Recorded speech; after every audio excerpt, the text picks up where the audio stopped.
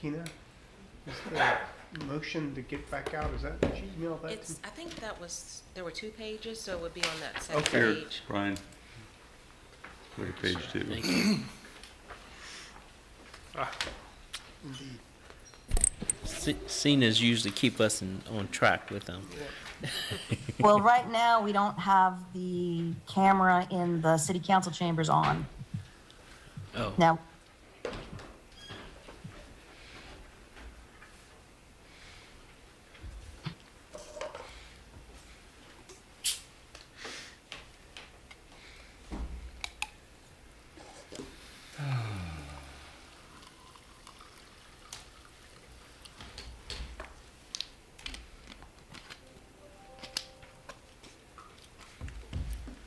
Are we ready to go, folks?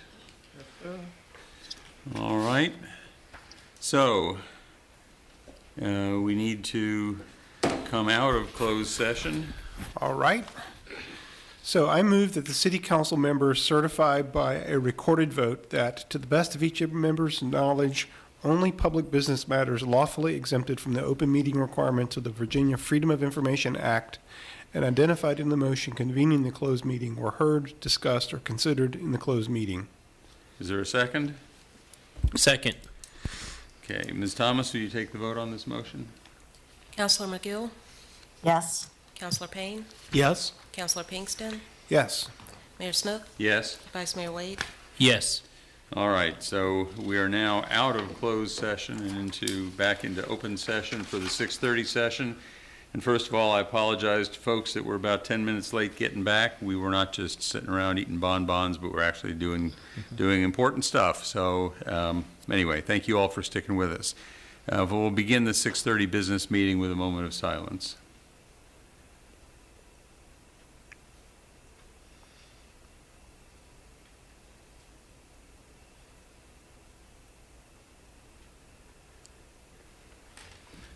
Thank you. Councilors, any announcements? One announcement, Mayor, I was asked to make earlier this evening.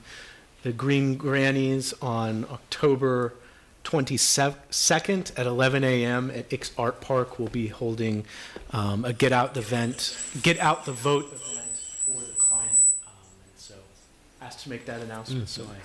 So October 22nd, which is a Saturday, at what time? 11 a.m. at Ix Art Park. Okay.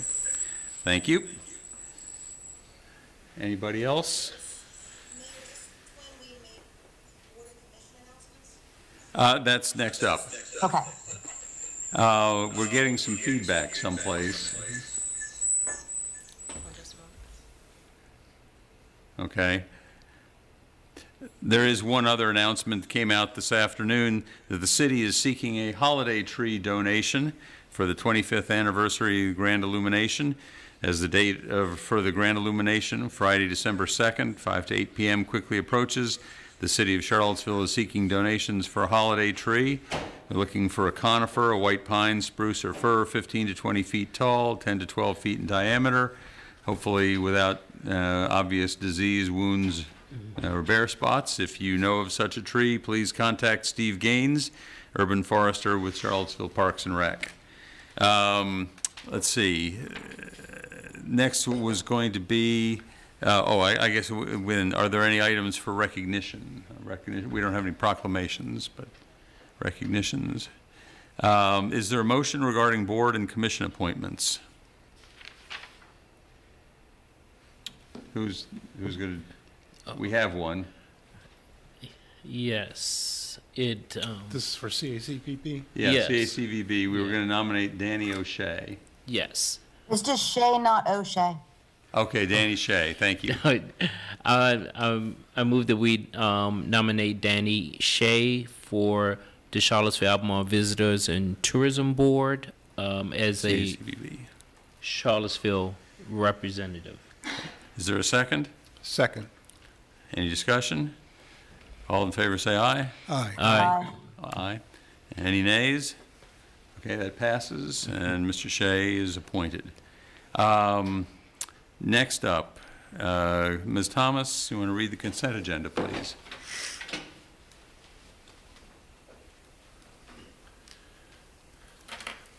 Consent agenda. 3, minutes, August 15th, council meeting. 4, resolution, Virginia Department of Social Services, temporary aid to needy families grants, $100,000, second reading.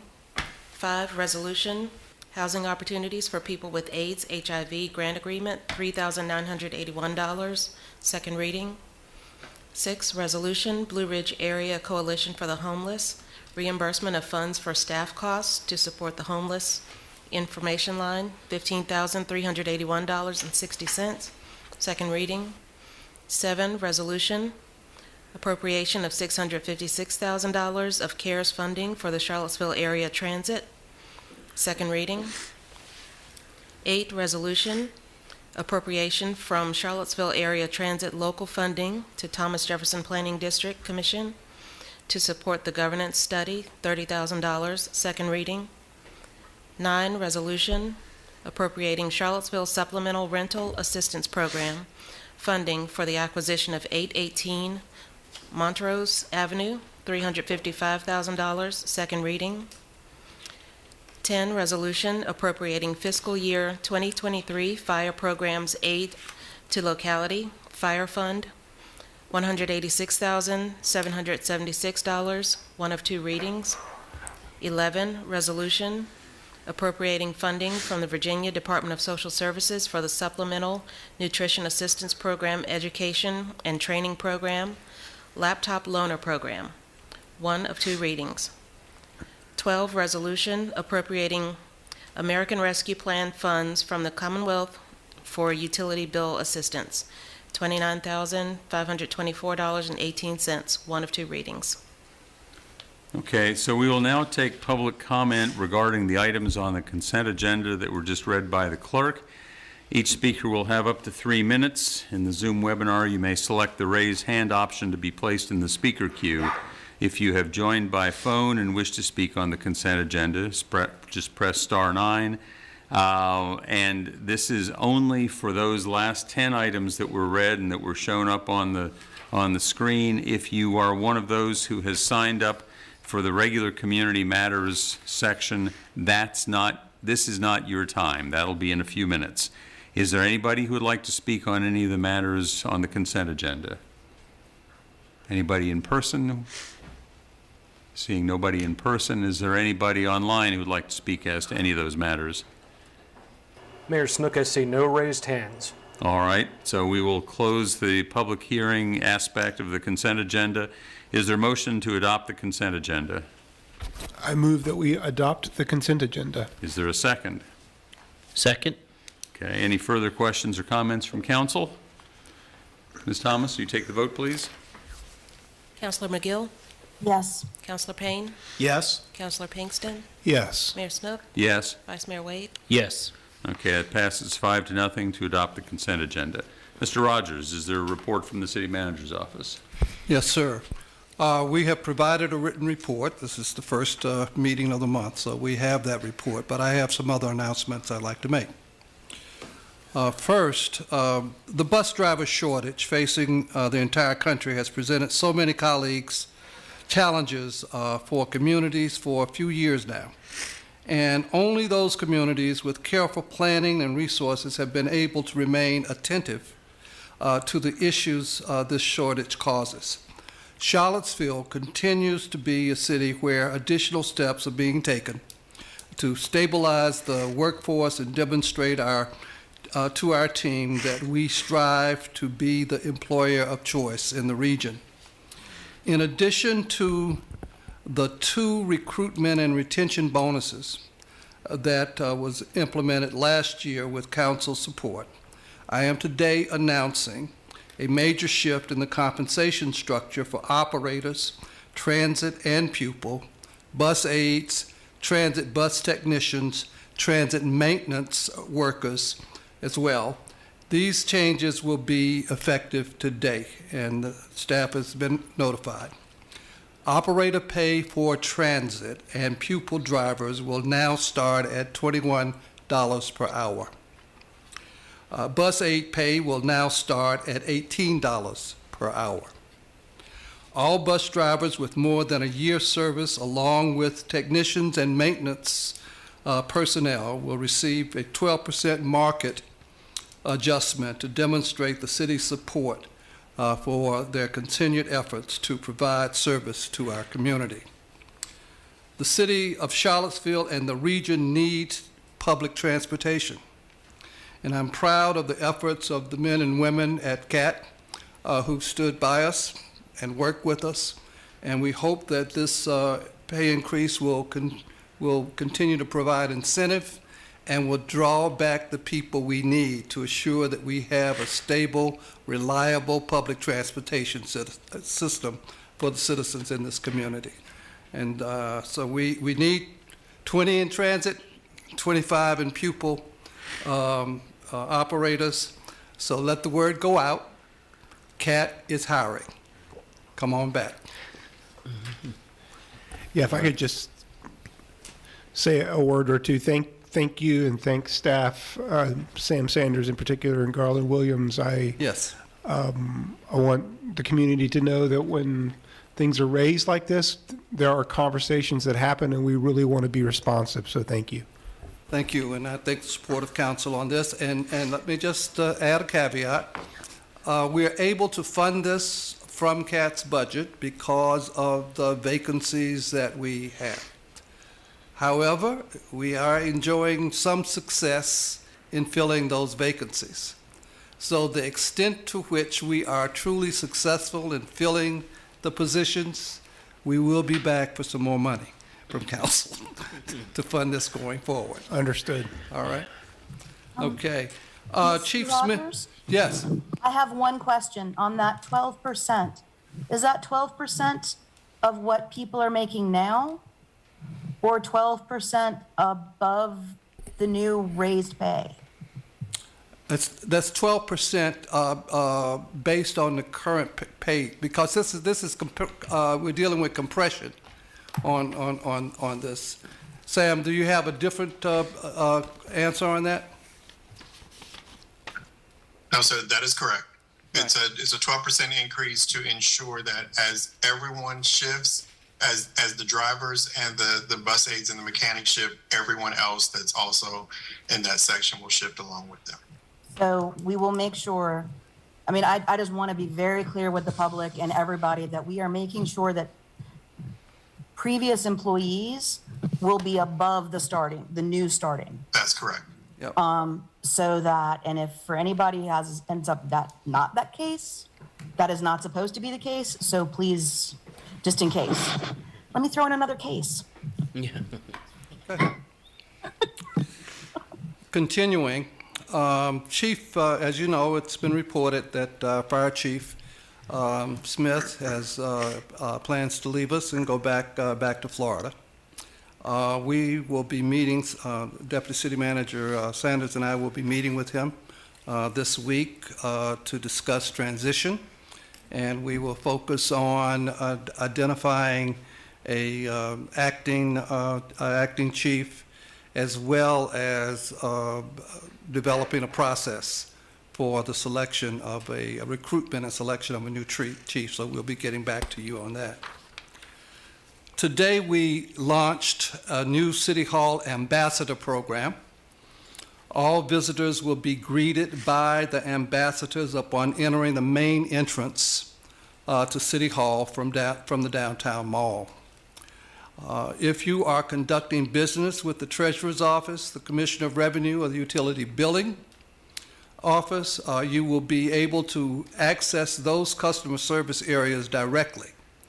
All other guests will be asked to check in and receive a visitor's badge.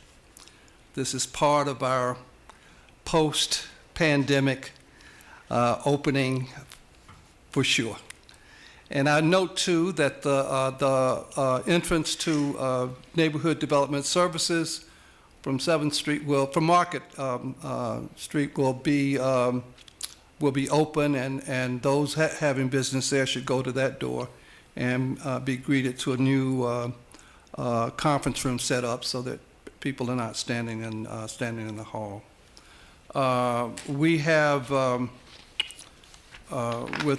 as council has recently supported the lifting of the emergency order, I have asked our leadership team to achieve a reopened status effective today. We will continue to afford some staff the opportunity to work in a hybrid posture. These employees have been asked to develop a hybrid work plan and execute specific agreements to support their in-office and remote schedules. My last statement is the city manager's office is in constant communication with the Charlottesville Police Department about any incidents that occur in our community. My ultimate goal is to ensure that our community and its residents are safe. Please know that I am aware of the incidents of firearm violence that have occurred in the recent month, including the tragedy that occurred on the 17th and the most recent incident on the 28th, where those victims are in stable condition. Our officers are currently investigating both cases and would like to ensure the public that the incidents pose no immediate threat to our community. I'm thankful to announce that Charlottesville Police Department and the Albemarle County Police Department are working together to address the current uptick in firearm violence within our community, as they both realize that there are no jurisdictional lines with offenders. Both departments are working together to have more intentional informational sharing on these incidents. In addition, I am aware of the 2 swatting incidents that occurred within our city school system last week on the 19th at the Charlottesville High School and on the 20th at Beaufort Middle School. It is an unfortunate act of cowardice that multiple school districts in the Commonwealth had to work through this. And the acting chief, Durrett, has given me notice that the FBI is looking into these incidents across the state, and our own investigation is ongoing. I would like to thank our police and fire departments for their quick response to each school's perimeter, for conducting a thorough searches to ensure that both reports were a hoax, and for the Charlottesville City School System's desire to continue to work alongside our public safety departments to ensure safety of our students and teachers. Swatting is a deceptive tactic wherein an individual prompts an emergency response from first responders by calling in a false report. This illegal act, often, as we saw in our 2 cases, involves a threat or possible danger to public safety. I also recognize that swatting can create needless trauma and emotional distress in our community. These incidents can be frightening for all involved, including our parents. Please know that I have confirmed that our police and fire departments are engaging in these incidents using 21st century best practices, that we will continue to work along Charlottesville schools to ensure that all parties are ready to respond and aware of what the response may look like. To enhance that work, my office continues to work towards engaging an emergency manager to work alongside several other professionals to ensure that the city continues to be ready to respond to emergency in natural disasters or not, or other disasters in the community. The city has already engaged in much work focused on these issues, including working on the update of our continuity of operations plan. Finally, I would like to remind our community that if they have any information on these incidents or others, please call our Crime Spotters hotline, 434-977-4000. Thank you, Mr. Mayor and Council. That's the end of my announcements for tonight. Thank you, Mr. Rogers. I just wanted to add one other little detail that folks might find of interest. Not only are we saluting Chief Smith for his service to our area for the last 2 years, but we also have some new leaders in the Charlottesville Fire Department, new battalion chiefs Chad Bingler, Lance Blakey, and Mark Ellis. And Lance Blakey has the distinction of being the first African American to serve in this capacity in the Charlottesville Fire Department. They're all highly qualified folks to hold these positions, and we're in good hands.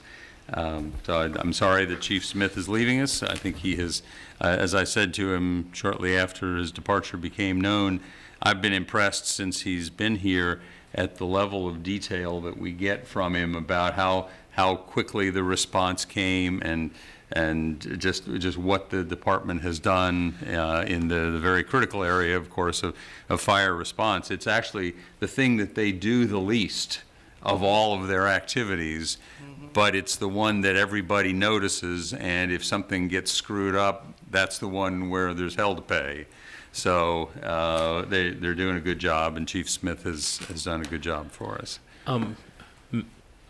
Mayor Snook, I just want to note that for Battalion Chief Blakey, that I think he's the first African American in 166 years. I just wanted to note the length of time, and that it's an excellent promotion. He's been out in the community doing wonderful things, but we had a meeting Friday night, some community leaders, to address some of the issues of the violence that you spoke of, and he was there, and I think he's just a wonderful addition to the leadership of the Charlottesville Fire Department. So thank you.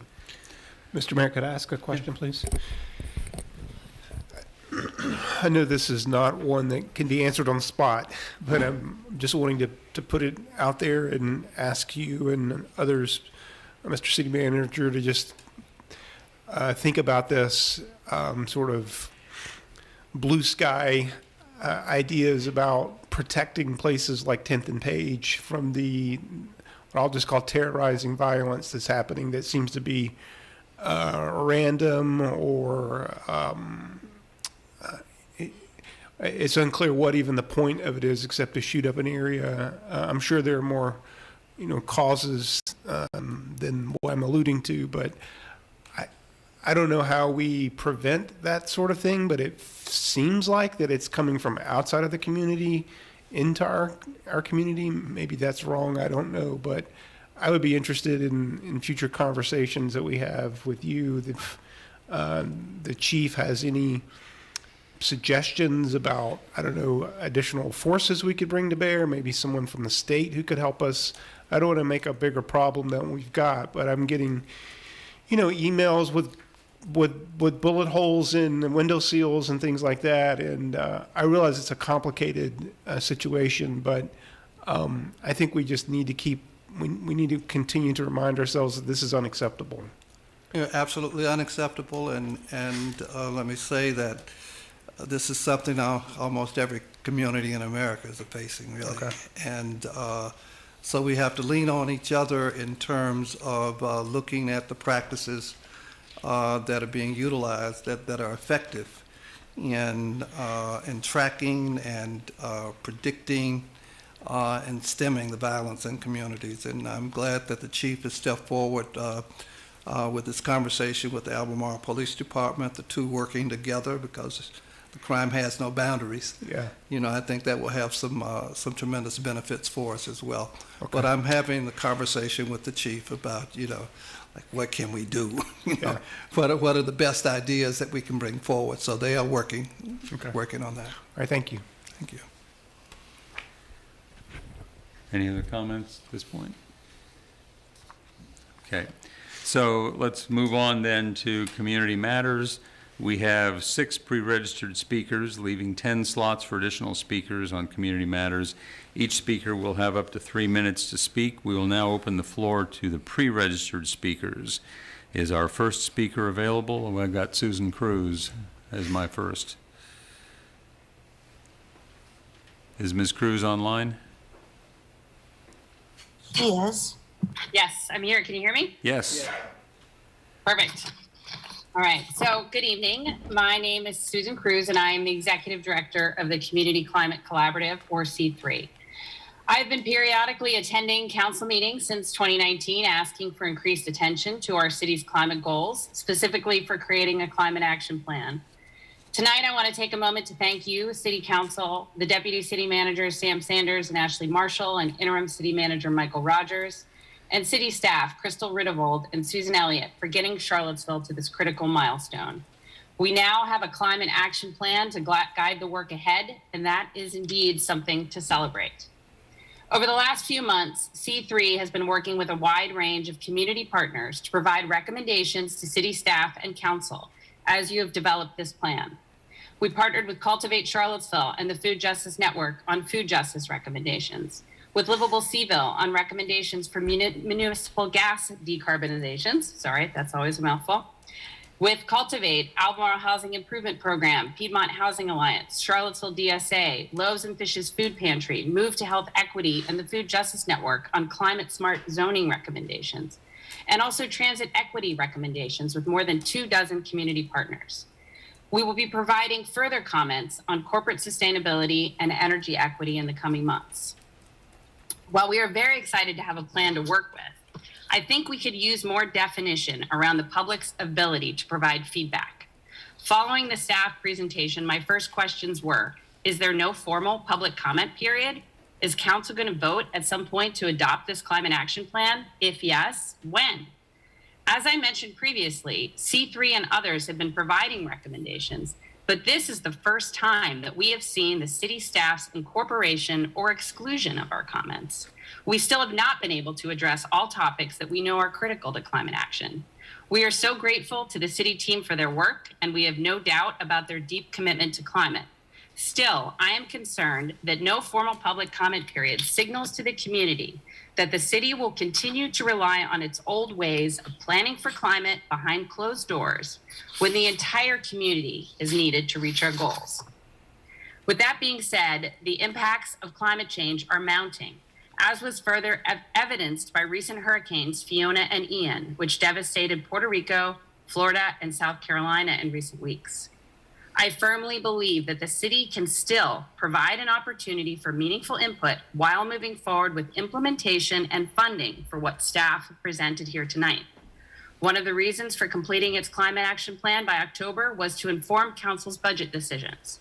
C3 recommends that council staff and the city manager's office work together to set clear funding priorities for implementing the climate action plan as soon as possible.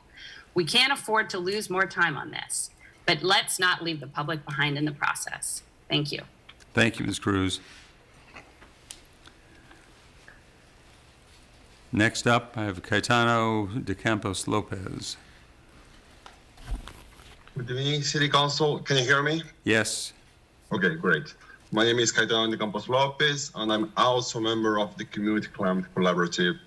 Today, as we celebrate the recent release of Charlottesville Climate Action Plan draft, I want to highlight the following relevant and major commitments established in the Climate Action Plan. Reach 100% carbon neutrality electricity in city-owned buildings and facilities by 2030. Reduce energy consumption by 10% across community buildings by 2030, and aim to for 10% of Charlottesville rooftops solar potential to be installed by 2030. These commitments are evidence of well-conducted behind-the-scenes negotiations between the city's climate team and other cities departments. However, it's also important to observe that the current version of the Climate Action Plan includes recommendations that are not relevant, which suggests that more and better coordination is still needed with certain departments of the city before this document is considered final. For example, the Climate Action Plan draft includes apparently strong natural gas and public transit recommendations that in reality are redundant from a practical perspective. For example, the natural gas one says, consider a commitment to make Charlottesville gas fully neutral throughout its service territory by 2050. The public transit says, initiate a transit pathways to carbon neutrality by 2050 assessment. These recommendations are redundant because both the city and the county have committed in 2019 to community-wide carbon neutrality goals by 2050. And these goals already imply that from a community-wide perspective, Charlottesville Gas, and CAT will have carbon neutral operations by then. In order to make recommendations relevant, the CAP should offer more clear guidance and milestones as to how and when Charlottesville Gas and CAT should decarbonize their emissions. For example, reduce emissions by XY% by 2025, 2030, 2035, so forth. Not only that, but it would also be relevant to set quantifiable metrics for tracking progress and suggest practical strategies for achieving them. In reality, establishing time-bound commitments and determining measurable metrics should be widespread applied in all areas of the plan. For example, again, in transportation, the plan says evaluate and begin integrating electric school buses or increase public transit ridership. Both of these recommendations, as they are, without more clear definitions, might be wrongly interpreted as an attempt to set a powerful goal that in reality is an empty one. My time is ending, so thank you so much for the opportunity to speak. We look forward to collaborating to helping this community have the climate action plan that it needs and deserves. Thank you. Next up, we have Katie Ebinger. Hi, how's it going? Can you hear me okay? Yes, we can. Great, thanks. Good evening. I'm Katie Ebinger, a Charlottesville resident and the climate policy analyst for C3. Thank you all for the opportunity to speak and for the time, commitment, and work that you and the climate team have poured into the climate action plan. It's a really impressive document, and it gives us a good framework to address the climate crisis from here in Charlottesville. The final iteration of the CAP, which we hope to help build here tonight, is our community's opportunity to rapidly shift away from fossil fuel dependent infrastructure and to use climate action as a vehicle to promote justice. This evening, I want to speak about two topics that sit at that intersection of climate and social justice: energy and transportation. For energy, the CAP draft, among other things, reviews finding a replacement fuel to natural gas and recommends reconsidering the offsets offered by BP. We want to urge focus on person-centered, tangible benefits, such as in the buildings and energy section. We want there to be more specific recommendations around weatherizing homes, electrifying appliances, and adding solar to every eligible rooftop in Charlottesville. In this process, we need to prioritize homes that are the most energy burdened or who may be in need of other repairs like new roofs.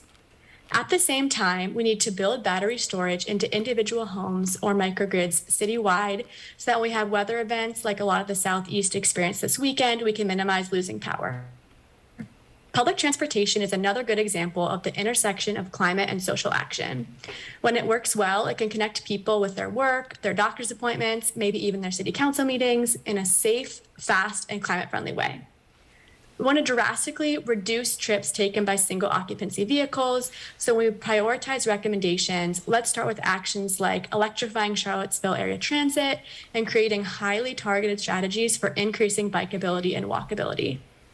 Pedestrian access is clearly highly valued throughout the report, but when it comes to the recommendations themselves, there are about 1.5 times as many recommendations relating to EV adoption as to pedestrian access. So when we increase increasing recommendations around pedestrian access will more equitably spend city resources than some existing recommendations in the document, which include things like providing financial incentives for personal EVs, particularly in view of the recently released Inflation Reduction Act. As we decarbonize our city, let's take this as an opportunity to democratize our energy and transportation systems and create transformational changes that address the root causes of climate change. Thanks for your time to speak on this exciting and important issue. Thank you, Ms. Ebinger. Next, we have Margaret Rose Byrne. Hello? Can you hear me? Yes, we can. Thank you. Thank you, City Council, for allowing me to speak. My name is Margaret Rose Byrne, and I'm a person with a disability. I live in Albemarle County. I'm particularly interested in the CAP's treatment of public transportation, which I consider essential to meaningful action to address climate change because of the large contribution that our transportation sector makes to area greenhouse gas emissions.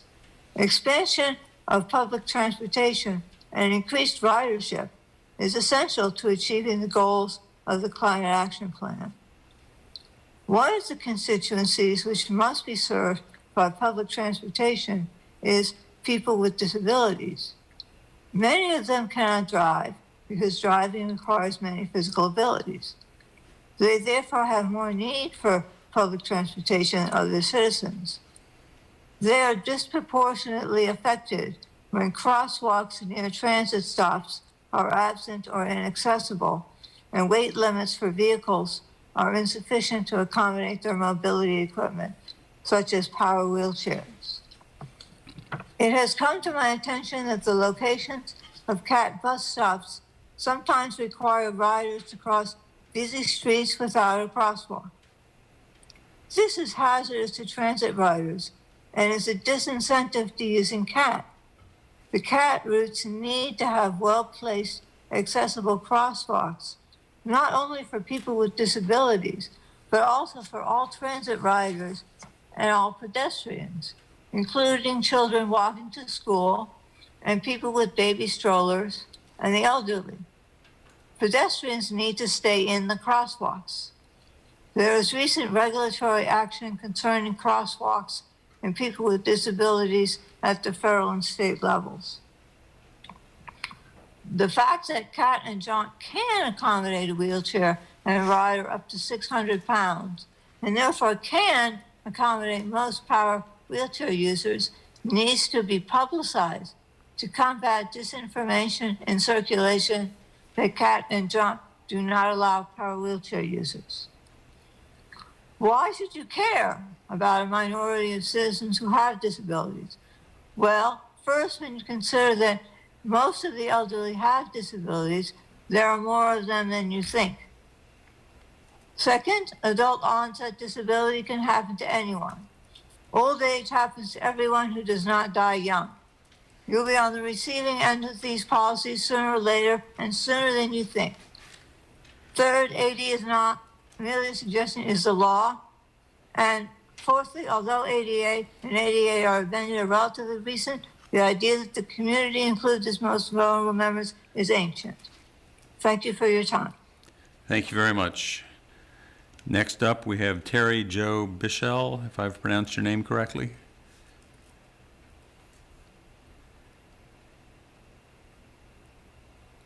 Is she with us?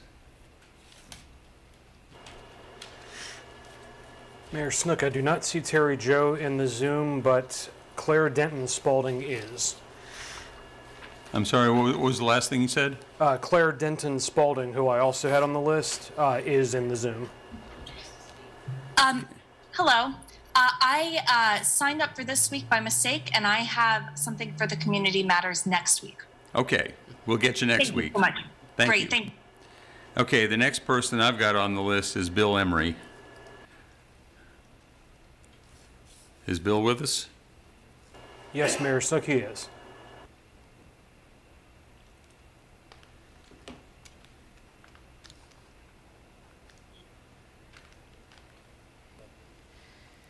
Bill, if you're there, we're not hearing you.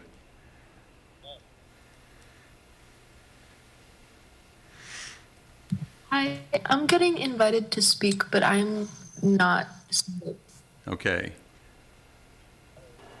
Bill, you have been unmuted, but you are very, very low. Let me call back on the phone. Okay. All right, so while we're waiting for that to happen, is there anyone in the room here who would like to speak on something in part for Community Matters? Note that we've got a public hearing scheduled to talk about the collective bargaining ordinance, also to talk about the air rights conveyance to the University of Virginia for the pedestrian bridge. So if you're here to speak on either of those topics, now is not the time. But if you've got some other topic, I'm not seeing any action here in the room. Has Bill rejoined us by phone? Mayor Snook, it does not appear just yet. Is there anybody else online who would like to address us? James Groves is the next raised hand. James, All right. you are on with council. Good evening. My name is James Groves, city resident and co-chair of the Seaville 100 Climate Coalition. Thanks to the city staff for producing a climate action plan. I sincerely appreciate the work, and I'd like to share a few observations. First, city leadership should note the plan's comments about staffing and funding. Quote, accomplishing these actions will require both staff time and funding resources, both of which are currently constrained, unquote. Without additional investment, the strong ideas in this plan won't be realized. In staffing, the city should hire a data analyst to track progress. I support the plan's equity focus, but wonder why there's no mention of the city's authority to set up its own green bank. The plan hopes Virginia will fund a statewide green bank, but is that realistic given the power balance in Richmond? Separately, for rental equity, consider strategies to spur green leases and similar rental ideas. The plan should push more strongly for electrification. In transportation, the plan says too little about school bus and transit electrification. In buildings and residential, while electric grid resilience concerns are valid, much of our future will be electric, not renewable natural gas or hydrogen. In this area, the city should remove gas system subsidies now. In transportation, the plan has modest suggestions for investments in street infrastructure to support bikes and walking, but no mention of software infrastructure for transportation. In March, Ted Reek of Jaunt organized a presentation on mobility as a service, which would be a great addition to the plan. Elsewhere, the plan extols the benefits of rezoning densification, but does not acknowledge the climate risks, for instance, tree canopy loss and carbon emissions growth from more city residents. Recall Susan Elliott's answer this afternoon to Mayor Snook. Emission reductions in one place can be canceled out by emissions growth elsewhere. Pages 90 and 91 of the plan include good thoughts about how rezoning could support climate action. Finally, the plan could strengthen its emphasis on education, both community-wide and in schools. The city should spark better education that motivates citizens to contribute to the clean energy transition. Thank you. Thank you, Mr. Groves.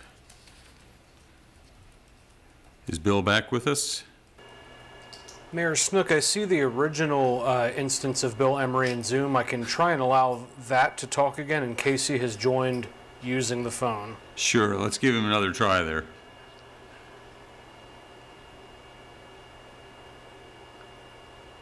And Bill, you will need to unmute. Oh, write it down. There we go. Can you hear me now? Yes. Technology. I wanted to speak to you this evening about the Rivanna. You know, great cities take care of the rivers. Mayor Snook, you will remember, and Michael Payne will remember when you first were running for council. My first question was, what about the Rivanna? You know, since the early 1990s, people in Charlottesville have asked city planners and political leadership to protect the Rivanna River. The value of the river corridor became abundantly clear during COVID times. Use of the river by residents of the city skyrocketed and has remained high. But sadly, decades of asking for river corridor zoning reform have not prompted action. The results of council and staff's inaction is bearing fruit. The results are bearing fruit now. A corporate entity has filed a site plan with the city of Charlottesville to build 245 apartment units and 2+ acres of asphalt parking in the floodplain just downstream from the Free Bridge. Albemarle County doesn't allow building in the floodstream, but Charlottesville does. I don't mean to portray the unknown developer as misguided, They're just going for the main chance to make some money. What is disgraceful is the city's lack of regard for the importance of this river to its citizenry and the city's failure to plan and enact river corridor zoning. It's critical to avoid negatively affecting the environmental quality of the river system or devaluing the important natural attributes and cultural resources that make our home, Charlottesville, a place worth caring about. I urge the council to avoid this brewing tragedy of the commons situation. Council, please exercise your power of eminent domain. Provide the current owner of the property with just compensation, buy this land, and transfer stewardship of our river to the Department of Parks and Recreation. Thank you. Thank you, Mr. Emery. Is there anyone else online? We've gone through all of the folks whose names I've got. Yes, Mayor Snook. Our next raised hand is Robin Hoffman. All right, Ms. Hoffman. Hi, everybody. Bill almost said everything I wanted to say, except that I'm sure you all heard about the green space invasion. Not just any green space, it's the green space that pulled us through the pandemic. Let me tell you a story about Jackie Onassis, the first lady who in 1963 was President Kennedy's first lady.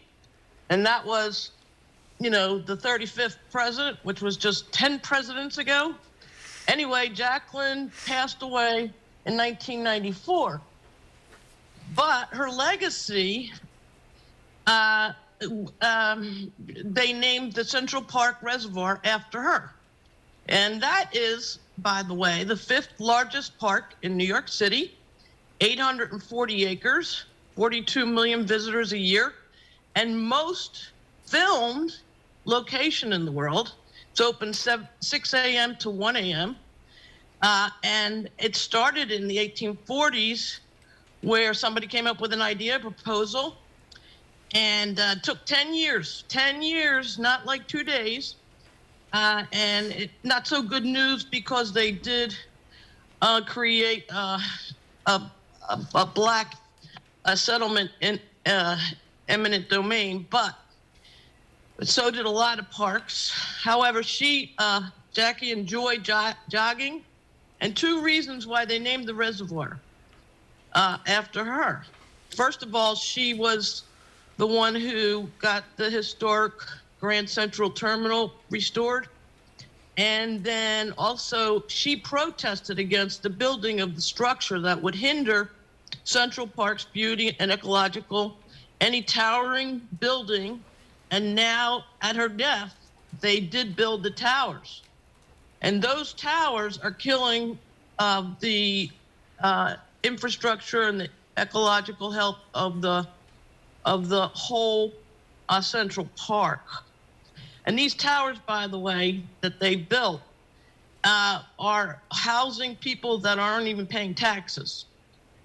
These are internationals that say they only live there for 6 months of the year. My moral of the story here is, let's look at this river in its health at this point that so many people have in Nature Conservancy, Rivanna River Alliance, the Rivanna River Company have put in native plants constantly, and they're trying to bring back the health. And it takes a lot of work, and it takes time, but certainly not cementing and housing. It's really crazy. You should see the site plan. Thank you very much. Thank you, Ms. Hoffman. Mayor Snook, the final raised hand I see at the moment is Elizabeth Stark. All right, Ms. Stark. Hi, councilors. Thank you for having me on tonight. I know there's a hearing on it later, but I do appreciate your work on the CBO. Related to that, I am a city school parent and a mom to a child at CHS in Walker. My partner and I have spent the past month trying to figure out how to get our kids effectively to and from school, and it has been a major challenge. Currently, my kid from Walker walks over to CHS and we pick up both. We wait in the car line for a half an hour to do that, but that turned out to be the best way to do it for our busy family. One of the things that's happening though is that the children from Walker, when they get out, they're crossing the pedestrian bridge over 250 and entering that 4-lane stop that leads to the Martin Luther King Performing Arts Center. My daughter reports having to run across the road every day to avoid cars hitting her. There are major backups down Grove Road because of that stop sign and people being unable to turn onto 250. I don't think there's anything you can do about that, but I can report that from the from the time Walker gets out at 3:15 until the time CHS gets out, probably around 4:15 or maybe later, that stop sign is very dangerous for students and they're not able to walk across the road the way they should be. Cars are not yielding to them. So I appreciate what you're doing to try to increase bus driver pay and alleviate this situation. Parents like me are in a horrible situation. It's literally taking over an hour of my day. And I'm one of the lucky few who has a flexible schedule so that I can even accommodate doing this. So I appreciated the acting city manager's comments earlier, and I appreciate you raising pay. I hope that a solution happens very soon because the situation is dangerous, as you know, also along Rose Hill Drive for students and cars. Thank you. Thank you, Ms. Stark. Anyone else? Mayor Snook, I see no additional hands at the moment. I guess a final call to those on Zoom. If you wish to speak, you can press *9 if you're by phone or press the raise hand icon.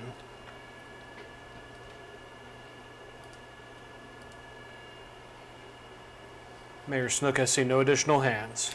All right, so that was our final speaker for Community Matters. We will have another opportunity for public comment at the end of the meeting, as well as on a couple of the action items. We will now move to the action items portion of the agenda, and the first thing up is a public hearing, second reading on air rights conveyance to the University of Virginia for a pedestrian bridge over Emmett Street. Mr. Freeze, is this yours? Good evening, Mr. Mayor and members of council. So the item before you tonight is a request from the University of Virginia for air rights for a new pedestrian bridge that would run from the under construction Contemplative Commons building on the west side of Emmett Street on UVA campus over Emmett Street to the Newcomb Plaza area. So it's just north of the existing pedestrian bridge. That existing bridge is proposed to be removed. And the reason for the new bridge is that this new bridge would be ADA accessible, and there's significant maintenance issues with the previous bridge.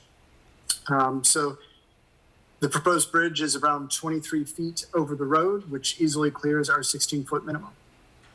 And at this point, I'm happy to answer any questions. And normally, we would have had the public hearing component of this last time the issue was raised, but there was an advertising issue, and to get it right, and so there'd be no question, we've said that the public hearing is tonight. So, anybody have any questions for Mr. Freeze? Councilor McGill, do you have any questions? I can't see. No, I do not, Mayor. Okay. Thank you. Okay. So I will now open the public hearing. Is there anybody present who would like to speak on the matter? I see nobody present wishing to speak on the matter. Mr. Dillhunt, do we have anybody online who wishes to speak on this? Yes, Mayor Snook, I see one raised hand, Marta Smythe. All right. Good evening, Mayor and Council. Thank you for letting me speak. I wondered if there is any remuneration that the city will gain from this generous offer that we're seeming to accept. I don't oppose the offer, but I think maybe the city should get some money for it. That's all I have. Thank you. And I didn't catch her name. Martha Smythe. Oh, okay. Yeah. Thank you. Welcome. Does anybody have an answer for Ms. Smythe's question? So I can speak to that. There is not a direct there's not direct payment related to the air rights conveyance that's being requested, but we down the road at the intersection of Ivy and Emmett, where we have a VDOT funded smart scale project in the works. Part of that project has involved the need for the university to grant an easement or land conveyance to us in order to complete that project. And that is something that UVA has agreed to do and is referenced in the documents that you all received. Okay, so the quid pro quo isn't monetary, but there's one more in the sort of constant tension over adjusting things on our boundary line with UVA. Right. Yeah. And this would be, even though UVA owns it, this would be open to the public, correct? I believe the bridge you're referring to? Yes. Yeah, the same as any other part of the campus. Just looking at the design, it's not one that enters a building and exits a building. So it's, to the extent that the sidewalks there are accessible, yeah, it's accessible to other people. So The short answer, Councilor McGill, is yes. It's open for people to have access. To safely cross overhead. Yeah. Yes, and again, this new bridge is ADA accessible, whereas the old one includes stairs. Yeah. So, okay. Councilors, any other questions?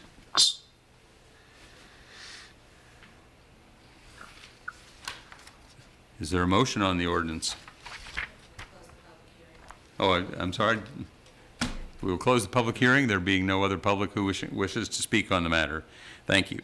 Now, is there a motion on the ordinance? I move to accept.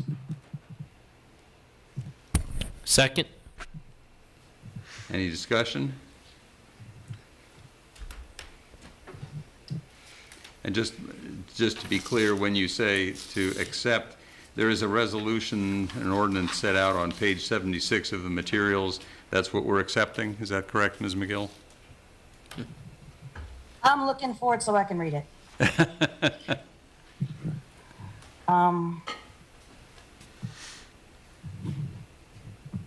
Oh, you know what? That's the wrong I one. move That is the not the ordinance- right one.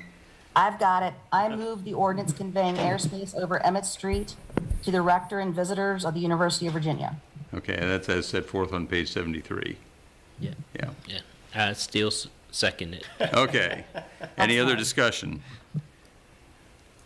Ms. Thomas? Councilor McGill? Yes. Councilor Payne? Yes. Councilor Pinkston? I need to read one quick thing, please. Okay. In the interest of full disclosure relative to this project, I work in the Facilities Management Department at UVA, which is leading this work. I am not directly involved in the project. I do not believe these facts prevent me from voting on this issue, and I vote yes. Mayor Snook? Yes. Vice Mayor Wade? Yes. Okay, so the motion passes 5-0. Next item up, request for vacation of unaccepted right-of-way for Oak Street. This is actually a third reading. It was deferred from August 15th, and we've been trying to make sure that we could get everybody able to be present and to participate. So here we are again. Ms. Robertson, are you presenting this officially? I believe that I am. Good evening, everyone. As noted in your agenda materials, the city has received a request from Portia Boggs and Vignesh Kapusamy, the owners of a lot located at 321 6th Street Southwest. They're asking the city to convey to them a strip of property adjacent to their lot, which was platted many years ago, somewhere around 1888. as part of a 20-foot right-of-way that was identified on that old plat as being Oak Street. The subdivision plat that created that right-of-way was recorded actually in the land records of Albemarle County, and subsequently this area of the city was annexed. Many years later, back in 2010, City Council closed a 77-foot section of that same street, beginning at 6.5 Street Southwest and continuing up to the eastern property line of the lots currently identified as 316 and 322 6.5 Street Southwest. And City Council did not require those landowners to pay for the extra square footage of the land or otherwise to provide any sort of compensation or quid pro quo.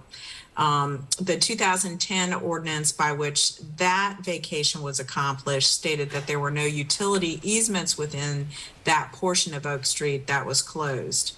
So at the current time, there is a portion of the originally platted street that basically goes nowhere. It goes up to the edge of the area that was closed or vacated by City Council in 2010. And the property owners on one side of that platted street are asking for the city to vacate this remaining portion of Oak Street. And in front of you, we have simply passed along the landowner's request for that to happen, and we have given you an ordinance for consideration. The ordinance recommends that if the area is vacated by City Council, that there be an acknowledgement that there is a utility service line that services the property across the street from the applicants, but it is likely, although we're not sure at this point, that that service line is located on the portion of the property that would actually become the property of that other lot owner if you were to close this. So if City Council vacates the remaining portion of this platted street, half of that street to the center line goes to the applicants who have asked you to do this. The other half of that platted street goes to the owners of the lot opposite the applicant's lot. Over the last 2 times this has been presented to City Council, it has been pointed out that over the years, the city has had different processes or procedures, or perhaps sometimes no real processes and procedures for doing this, and that there is some desire to see a consistent approach taken, in particular a consistent approach to providing information to applicants about why they are receiving the responses that they receive, why their application might be rejected, or why their application might have to go through one process versus another. City staff is currently in the process of updating and reviewing all of those procedures that we have.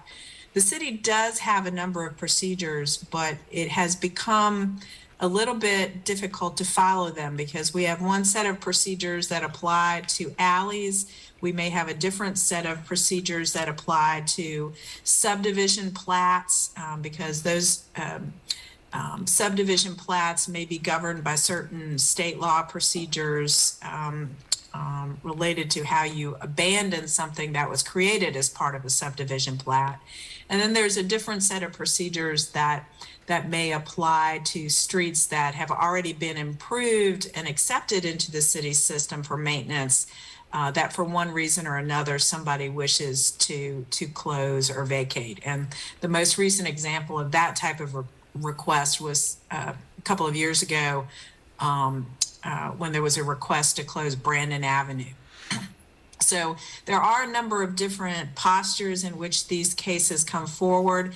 And quite frankly, over the years, City Council's own procedures for considering and handling them have changed from time to time, depending on which City Council was in place at the time an application came in. So the staff is working on a set of procedures, but they are not ready yet. So this matter is sort of hanging out there. So from a staff perspective, there's no real firm recommendation one way or another. City Council can approve it. City Council can deny it. City Council can defer it or table it indefinitely. We don't have a specific date in which a completely overhauled new set of procedures might be available. And so we really don't know how you might like to resolve this, but any of those dispositions would be fine from a staff perspective. This is purely a request that serves private interests. Any questions from Ms. Robertson? I have one. It's so not all the people who are adjacent to this piece of property are asking for this. Correct. Just the owner of the lot that touches on the one side of the remaining portion. So at one point, in order to get at least all people who were adjacent to the property that was being asked to be closed, you had to have a petition with all of the owners who would be touching that property and affected by that sign off that they were in agreement. So the state law provision that talks about how you vacate a subdivision plat allows for City Council to consider requests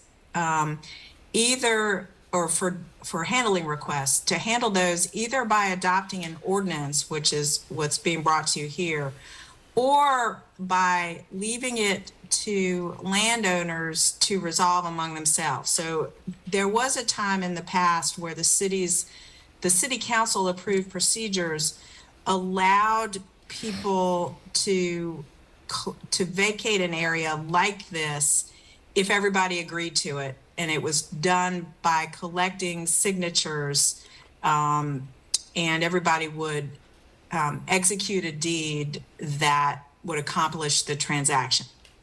But then at some point along the line, another City Council believed that we shouldn't simply allow people to do this, that the City Council and the city in general has an interest in looking at each one of these from the perspective of whether or not the city might itself have a use for it down the road. And so we stopped allowing people, or stopped offering the procedure by which people could simply bring forward an agreement and a deed that would be signed up by everybody to accomplish that without the involvement of City Council. So the reason I'm asking about this is because I do know some of these border territories become almost community spaces where one neighbor kind of starts planting a garden, starts putting things in place. And again, I've made myself really clear about where I stand on the whole process. But in particular, if not all of the property owners, we don't know how that property owner who has not signed on to this is going to be affected. Just want to bring that up. It seems Well, to me that we do know that half of the other half of the alley would go to that person. So to whatever extent, so the other thing to keep in mind here is many of these platted alleys sort of encumber the area with an unperfected right that the city has to use it at some point in the future.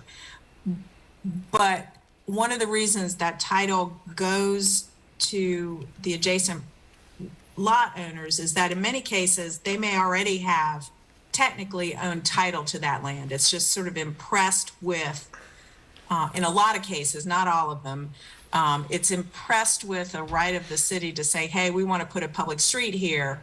And if and when the city is ready to move forward with that project, the city would be able to perfect its interest and turn that into a street that's owned and constructed by the city.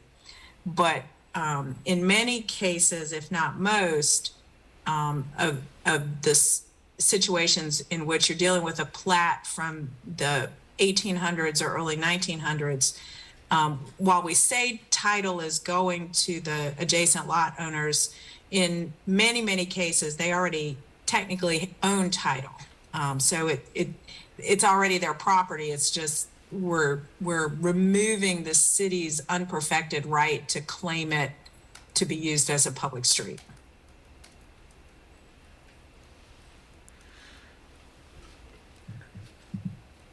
Anybody else got a question, comment? I guess my only question is, yeah, this is something, I'll be waiting with great anticipation for these set of rules that are promulgated about this. I know it's got to be a lot, but in this particular case, are the folks that are listed here, are they really super urgent in getting this resolved, or could we wait until these rules have been promulgated, or in other words, can we just defer this for now? And if we deferred it, would the people involved be aggrieved for some reason? Occasionally when a landowner brings this forward, and you actually had a couple of these earlier this year, occasionally someone says, I'm trying to close on the sale of my property to somebody else, and the title company says this needs to be resolved. So you occasionally run into something like that, but that is not the case here, to my knowledge. If there's an urgency, I have not seen that in any of the correspondence. I think the property owners in question have a garage that is in that portion of the right-of-way, if I remember correctly. But that's been there for a while. Yeah. And there's no suggestion that the city is about to, start construction of a public street in this area. So Right. that's nobody's asking them to take that down. Right. I'll just say I would favor just indefinitely deferring it. I feel like for these, it seems like the agenda item that just never goes away. But it seems like to me, just to boil it down, it seems like to me to vote on it, I would need to have a sense, is there any kind of coherent scoring process that is getting at, would this have any negative adverse impact on people's ability to access their property, or potentially in the future any adverse impact on, for example, if someone is going to build like an accessory dwelling unit, these unplatted alleys could be an important part of access to those properties, or an important part of like bike ped infrastructure. And I feel like without any, one, scoring mechanism, or two, not anything confirming whether every adjacent property is okay with it, it just kind of feels like a little bit flying blind. Yeah. Of course, the adjacent property is going to end up getting the other half of it, which includes their own driveway. I acknowledge there could be circumstances that you've raised that could suggest a reason for some caution. Neither of the ones you mentioned are at all likely in this case. We know that the driveway doesn't connect to anything because we already vacated the other half of this road. It has now been vacated and given to the adjoining property owners. And it's not that we need it to get to some affordable dwelling unit or accessory dwelling unit, because in fact, the folks who want access to their they want access to their garage confirmed. That's exactly what we're trying to do, is to give them access to an auxiliary structure. I understand the desire to have a comprehensive scoring system and so on. I also think in this particular case, particularly given we already vacated the back half of this street 12 years ago with no quarrel. I just think we ought to go ahead and do it. But And just a final thought is one that makes me a little uncomfortable is also that there was a scoring process created in 2018 that we are not following at all. And I don't know how specific or accurate their concern is, but I would just note that the Housing Authority did reach out to me during this conversation to express they had some concern whether it could impact nearby redevelopment, but they have not looked at this specifically, so they're not sure. I don't know how, if it does or not, but I will just note that they did reach out expressing that concern. The one on Montrose. Correct. Yeah. Oh, we're talking about. And I'd also just like to point out, and this is part of the reason why there's so much confusion around procedures, because now we have variations of procedures depending on what the nature of the area is. The procedure that has what's called a scoring rubric is only for alleys. It's not for platted public streets. So it's a difficult, it's a fine line to draw, but that scoring rubric was for platted alleys, not for public streets. So what's the risk if we table this, Mr. Mayor? If I were the property owner and my garage was on a city street, I would want that situation resolved, and I would think that the 3 months it's been on our agenda was probably time enough for council to figure it out. As far as risk, probably not much, because the city isn't in fact going to do anything. If they want to refinance their property, some title insurance company might sit there and say, hey, wait a minute, your garage, you don't even own your garage. What do you mean? Yeah. The advantage, of course, is that if we dedicate this, if we give it to the folks on either side, we get to collect some tax revenue on it. A couple $100 a year. It's not a huge amount, but it's something. They built their garage on not their property. Well, to be clear, it may actually technically be their property. It's just that if and when the city ever decided they wanted to build a street there, they would have had to remove their garage. Because of the unperfected. The underlying title to the land may already be with them. It's just they're asking the city to say, hey, effective now and forevermore, the city is giving up its right to put a public street here. Just as we did for the other half, the 100 feet behind them, so that it would, at one point, this went someplace. It doesn't go anyplace anymore. Okay. Yeah. Yeah. I mean, I had a concern with it at first, same thing with Michael about the housing authority, but I don't have that concern anymore, and I'm prepared to support it.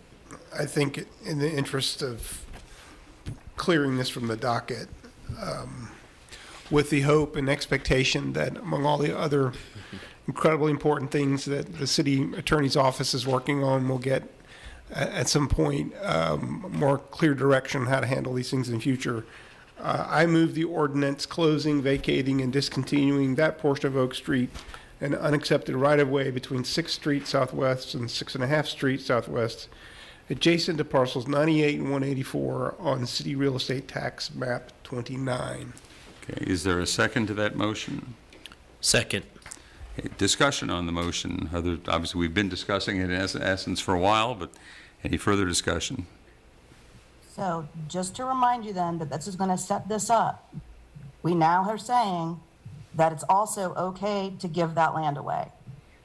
Whether, I mean, again, in the past, some people have had to pay for this. This is also just part of why I keep pushing that I don't want to have any of these until we have brought everything together and made it very clear to homeowners what the expectation is. Because otherwise it seems too,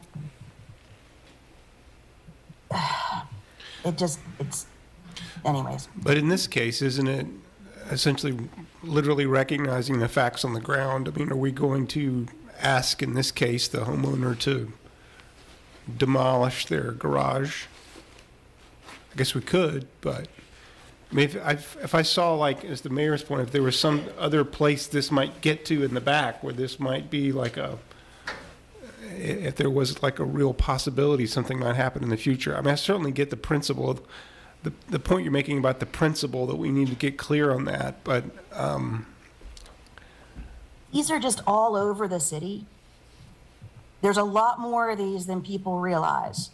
And they're very confusing. People have built in some of them. People have gardens that take the entire easement up in some places, and it kind of zigzags. It's not just this one parcel, and there's people who have tried over the years to claim the property in between the houses. And it's been very confusing, and it changes, and it depends on where you are in the city sometimes. And I just was hoping, and I know we're going to be working on this for the future, but again, this has changed so much. Sometimes it's you have to pay about $3,000 for the property. Sometimes it's, oh, well, yes, you can just have it for free. And I just think we should have a very clear process, grading system for all of these across the city. well, let me ask this question. Is it possible to get some sort of, I guess, direction from the city attorney's office about, do you think y'all could have something for us in 2 months for us to sort of approve, and then we can, because I get what Councilor McGill is saying. On the other hand, I feel like we have dragged this on for a while with this particular person, so I want to be sensitive to them. Is it the sort of thing you feel like maybe in 6 weeks you could have something for us to look at? So let me do this. So there is an approved set of street closing procedures. This current city council isn't the council that approved them, but there is an approved set of procedures in place. What we're trying to figure out and get a sense of is what the current council, how council who's sitting presently wants to handle these things. But maybe what I should do while we're trying to talk amongst ourselves and bring an integrated set of things together is I should send the currently approved procedures to all of you to look at and note for you in those procedures the places at which compensation might be implicated so that you can look at them. And then we can figure out together what needs to be changed, if anything, going forward, or whether the troubles we're having relate to the fact that a lot of these things just don't fit well within just one peg or one hole. So you can have an alley that's a public alley, you can have an alley that's a private alley, you can have a platted street that the city owns title to, you can have a platted street that the city may not own title to. You have streets that have been improved and accepted into the street system that somebody still wants to close. So there are different iterations of things, and I think the main thing that causes confusion is that the circumstances in which alleys are often different from platted streets. It is rare that there is a public alley. It is common that a platted street was in one way or another reserved to be used by the public in the future. So there's just everything doesn't come forward in exactly the same posture. But I can certainly get out to all of you very quickly the collection of the existing procedures with some highlights so that you can see sort of where these gray areas are, and maybe those are what we should focus on in coming up with a procedure that the current city council would like to use throughout your tenure. You're not referring to tonight because we have a motion on the floor, right? No, not tonight. Right, Not tonight. okay. I would like to, I would be particularly curious to know what procedure we were using when the other piece of this section of Oak Street was given to the neighbors. Because if we're looking to try to be consistent, the single greatest example of consistency would be to do the same thing on one half of this alley as we've already done on the other half of the alley. Okay, I can look to see if I can find the historical materials about which version of the policies were in effect in 2010. So is it possible to withdraw a motion? Sure. I'd like to withdraw the motion that I made. Okay. How about the seconder? How do you feel about it? Yes, I mean, that's fine. All right, so we no longer have a motion on the floor. Do you want to just say we'll continue it generally, or take it up in 2 or 3 months or earlier if we get the answers we're looking for, or Is it what's your pleasure? possible to have this presented as part of the reports in 2 weeks or 4 weeks, or is this not a suitable topic for reports? With the city manager reports? No, the 4 o'clock. reports we get at 4 4 o'clock. Oh, yeah, I think we could do that. Would you like to try and do that at your first meeting in November at the reports? That sounds lovely. How does that square with what the city manager's know what office we has in mind had. for us? That's not an hour, a 90-minute presentation, I don't think. I hope not. So I'm sure we'll make it fit. Is that enough time for you, Ms. Robertson? Well, if you're asking, am I going to have a complete overhaul of everything ready? No. If you're asking whether I can give you a presentation that talks about the procedures that you currently have, and that we can discuss what procedures might have been in effect back in 2010 and why there may be different procedures for different situations, yes, absolutely. I can get that together by the first meeting in November. Okay. That sounds like a plan. It's fine. Sounds like, you okay with that, Michael? Yeah, personally, I would like to discuss it at every council meeting.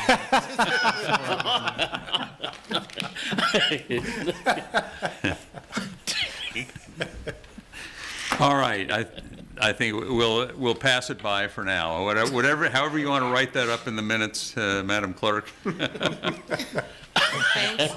Continued to the November, what's that, November 1st? Continuance. November 7th? I can't It's to be remember. tabled.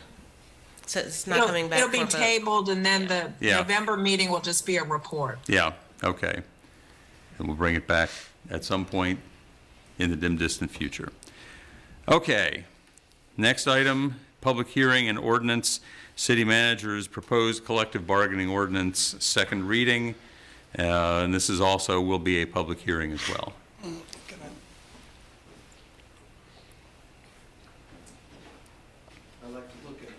Okay. Yeah.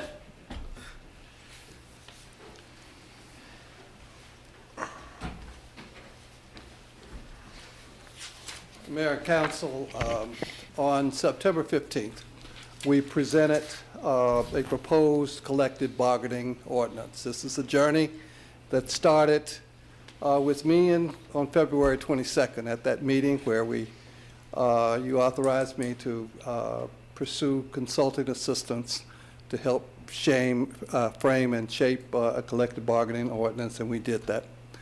The journey for two of our organizations, the firefighters and the Amalgamated Transit Unit, started before that in the fall of -- and they've been consistent and diligent, in this process. We presented you an ordinance in September that was, in our judgment, within our capacity to do. As a city of just barely 50,000. And we looked at the jurisdictions that had enacted the law and ordinance. They were all much larger than we, have different economics than we, larger budgets than we. And we proposed shall we say, a walk before we run kind of approach, a more moderate approach. We had a public hearing, and we heard from the public. We heard from our friends in representing the employees. We've had conversations since that time. We've listened to the various points of view. We come to you tonight with a proposed amendment, series of amendments to the September 15th ordinance, proposed ordinance. And those amendments are represented in a document that you received today, and we posted it also, the clerk posted it as a part of the, I guess, a supplement to the agenda. And that executive summary includes 30 amendments that we are proposing to the September 15th ordinance. Some of those amendments came as a result of our listening to the public hearing and our dialogues with you. But I've had the opportunity to meet with the representative, Mr. Ertl, of the Amalgamated Transit Unit, and with Mr. Dorsey, representing the firefighters, and his colleague Scopoletti. And we had a good, frank, robust conversation, and I asked them to, they were appreciative of the progress that we'd made, but they said not quite there. I asked them to prioritize the changes that they wanted, and they came back with 20. And but anyway, we have come tonight with an ordinance proposed that has 30 different amendments to it. It's contained in the document, the executive summary. And the way that I propose that we do this is that there are two motions that have been prepared by the city attorney. One approving the amendments contained in the document, and then approving the ordinance. I think that, as I understand it, we are there, that we didn't agree on everything in our conversations with the union, but I think that, as I understand it, we are pretty good. All right? And so we ask you to adopt this ordinance so that we can move forward with building the infrastructure for collective bargaining in this city. And that includes preparing our managers and supervisors for the new environment that they are going to be working in, and that's going to require some training and education as well. So we submit that for your consideration. If you have any questions, I'm pleased to answer. Thank you. And let me say, getting to this point, there were a lot of contributors, all of you, and especially Mr. Mayor, thank you for your diligence on this. You really dove in and helped us through some issues and put a different point of view on it, and that was very helpful in moving this process along. Our team internally, Lisa Robertson and Marianne Hardy, and our outside counsel, Robin Burrows, which I think Robin is on, and Robert Ames and Claude Bailey from Venable, and the department directors that work with us that were part of the think tank. They all got us here with a lot of hard work. So thank all of them and thank all of you. And if you have any other questions, I'm ready to answer. Yeah, I don't have any questions. I'm just totally impressed. I just want to say this is what communication, compromise, just good governance looks like. Just working through the details. And so I'm totally impressed. And I haven't had time to thoroughly read what you sent this evening, but I'm glad that the representatives are here to show support, that we work together. And I know Mayor Snook was on the phone this weekend with individuals like this. So thank you for your hard work as well on this, Mayor Snook. And I don't have any questions at all. So yeah. I mean, I think it would be helpful for the public at some point to see this PowerPoint you put together is pretty impressive. I don't know that we have to go through it now, but it's posted. Yeah, it's posted, but I think it does a very good job just summarizing where things stand. But I don't think we have to go through that now. If you like, is Robin Burrows, Mr. Dillahunt, can you promote her? I am here, Mr. Rogers. Good evening. And good evening to you, City Council. Yep. Yeah, I wonder, just in the interests of public only, not for my sake, but if you have those those slides, if you could just take us through them in 5 minutes so people understand basically where we are. I think the public should have some right to see that. Sure, I can take us through those very quickly. I think someone else might need to put them up. Yep, there you go. Thank you to the magical PowerPoint wizards.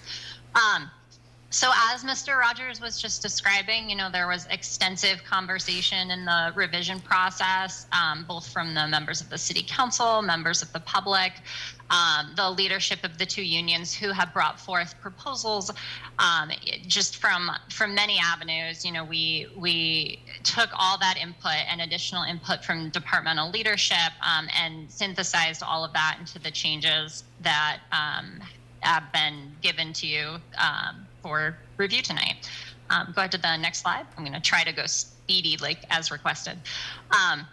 So in the original ordinance, there were 3 units specified for bargaining: police, fire, and transit. The opportunity to expand the number of those bargaining units was built in after 2 years. Based on those comments, the revised ordinance now has 6 total units: the 3 that we previously presented, police, fire, and transit, as well as labor and trades, administrative and technical, and professional. In an effort to build the city's capacity, we've staged the implementation of these units so that the first 3 would be certified in the initial year of the ordinance, and then the next 3 in subsequent 1 year, each in 1 year after that. And the order in which they would be recognized would be the order basically in which they achieve election. So we're no longer prioritizing any particular employee group, but whoever organizes first will be in that first year, with the others to follow in subsequent years right after. Go ahead to the next one. Thank you.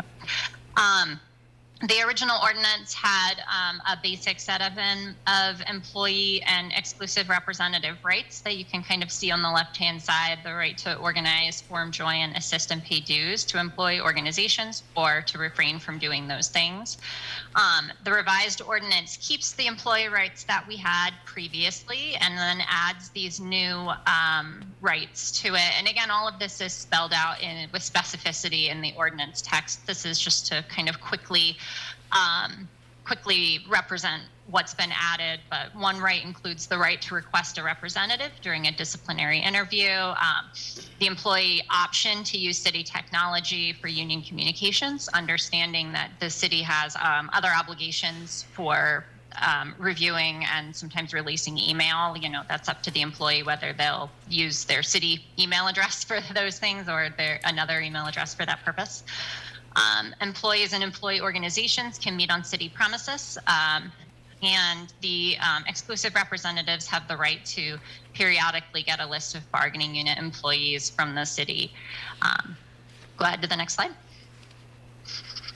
Under the previous version of the ordinance, what would traditionally be called unfair labor practices or prohibited labor practices were all implied in the language of the ordinance and would have been subject to judicial review.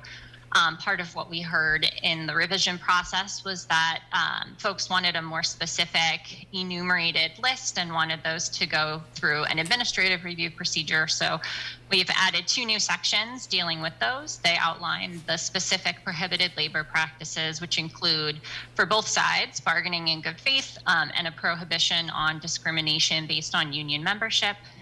If there's an alleged violation of these prohibited practices, it will go through an administrative hearing and be subject to the limited standard of review that accompanies most arbitration awards. Next slide.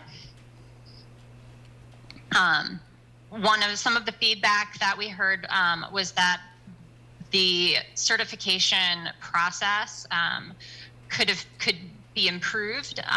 The original certification process required signatures valid for 60 days. And the costs of an election would be borne by the union requesting the election. And in the revised ordinance, signatures are valid going back to any previously held election to sort of counterbalance the length of time that may be, which can be 10, 20 years or longer, depending on how long employees go between elections. We added that employees can be permitted to revoke their signatures if something changes during that lengthy period of time. We provided explicit procedures for runoff elections, and that the costs of the elections will be shared jointly between the city and any prospective union seeking certification. Next slide. Based on comments that we got, we expanded the authorized subjects of bargaining. Wages, hours, and certain terms and conditions of employment remain subject to bargaining. We've expanded that to include a subset of benefits, including health and dental insurance premiums, deductibles, and co-payments. It also now, although it's not on this slide, includes retirement for active employees is a part of the authorized subjects of bargaining. The revised ordinance expressly allows for official time, which is the kind of common term for when union officials can perform certain work on paid time from the city. The revised ordinance also expands bargaining to allow for negotiation of disciplinary procedures, which includes a grievance procedure to be negotiated by the unions, which may include binding arbitration at the party's choice. And if we go to the next slide, I wanted to talk a little about this difference between grievance resolution and impasse resolution, because in the various conversations that we've had and comments that we've heard, it seems like there was some confusion about the use of arbitration in grievance resolution versus impasse resolution. Resolution of a grievance really looks at the terms of a contract that has already been negotiated. So the types of questions that might come up in a grievance hearing would be, was this specific employee fired for cause? Or did this specific employee receive proper discipline?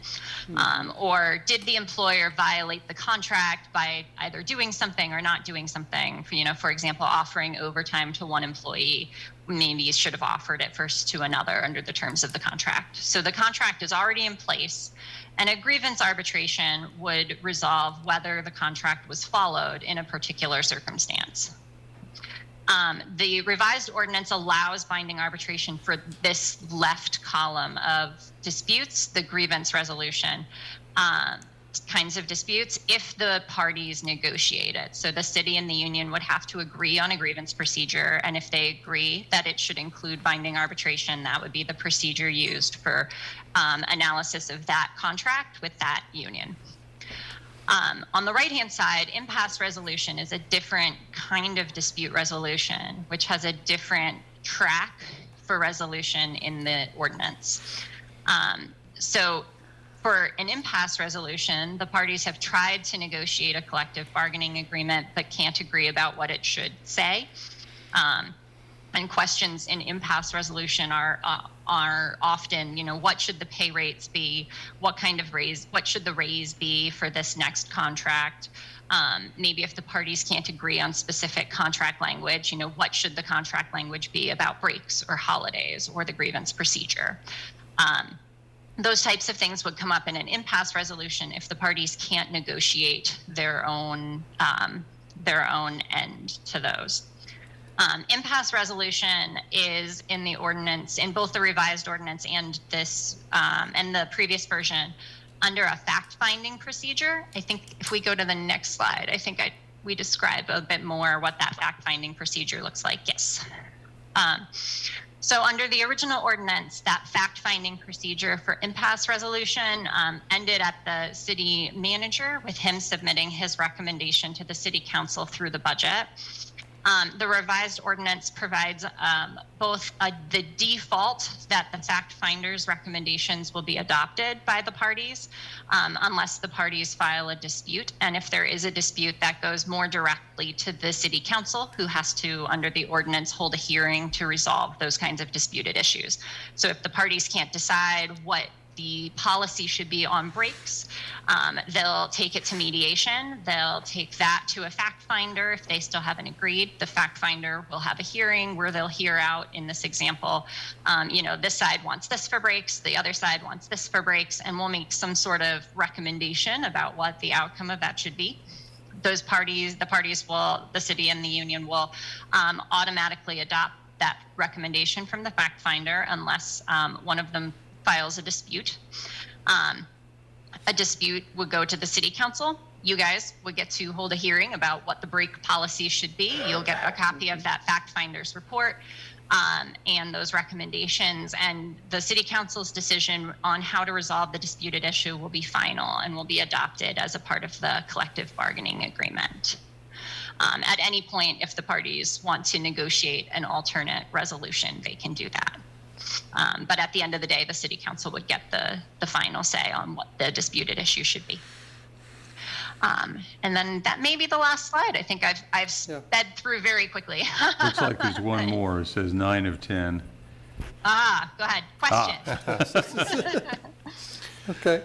Yeah, But so thank you for this opportunity. It's been my pleasure to really work with you all, and I'm glad to hear that there's that the end product sounds like it's pleasing to a number of the people who had submitted comments. Pleasing, I won't say. I would say acceptable. Yeah, well, I just want to second the Vice Mayor. Thank you for all of your hard work on this, and thank you for those who have stuck in here to try to come up with something that's reasonable. I'm prepared to move the... So this is a public hearing. Oh, okay. So, Okay. and the time to hear from the public if the public wishes to comment. Yeah. Before I take my seat, let me also thank my two deputies, Sam Sanders and Ashley Marshall, for their help and work on this and holding me up, through this process. Thank you, Mr. Rogers. Thank you. All right, so I will now open the public hearing. Let me ask you, first of all, we're going to alternate between speakers present and online. I will start with speakers present. Is there anyone present who would like to speak on this issue? Mr. Ertl? Okay.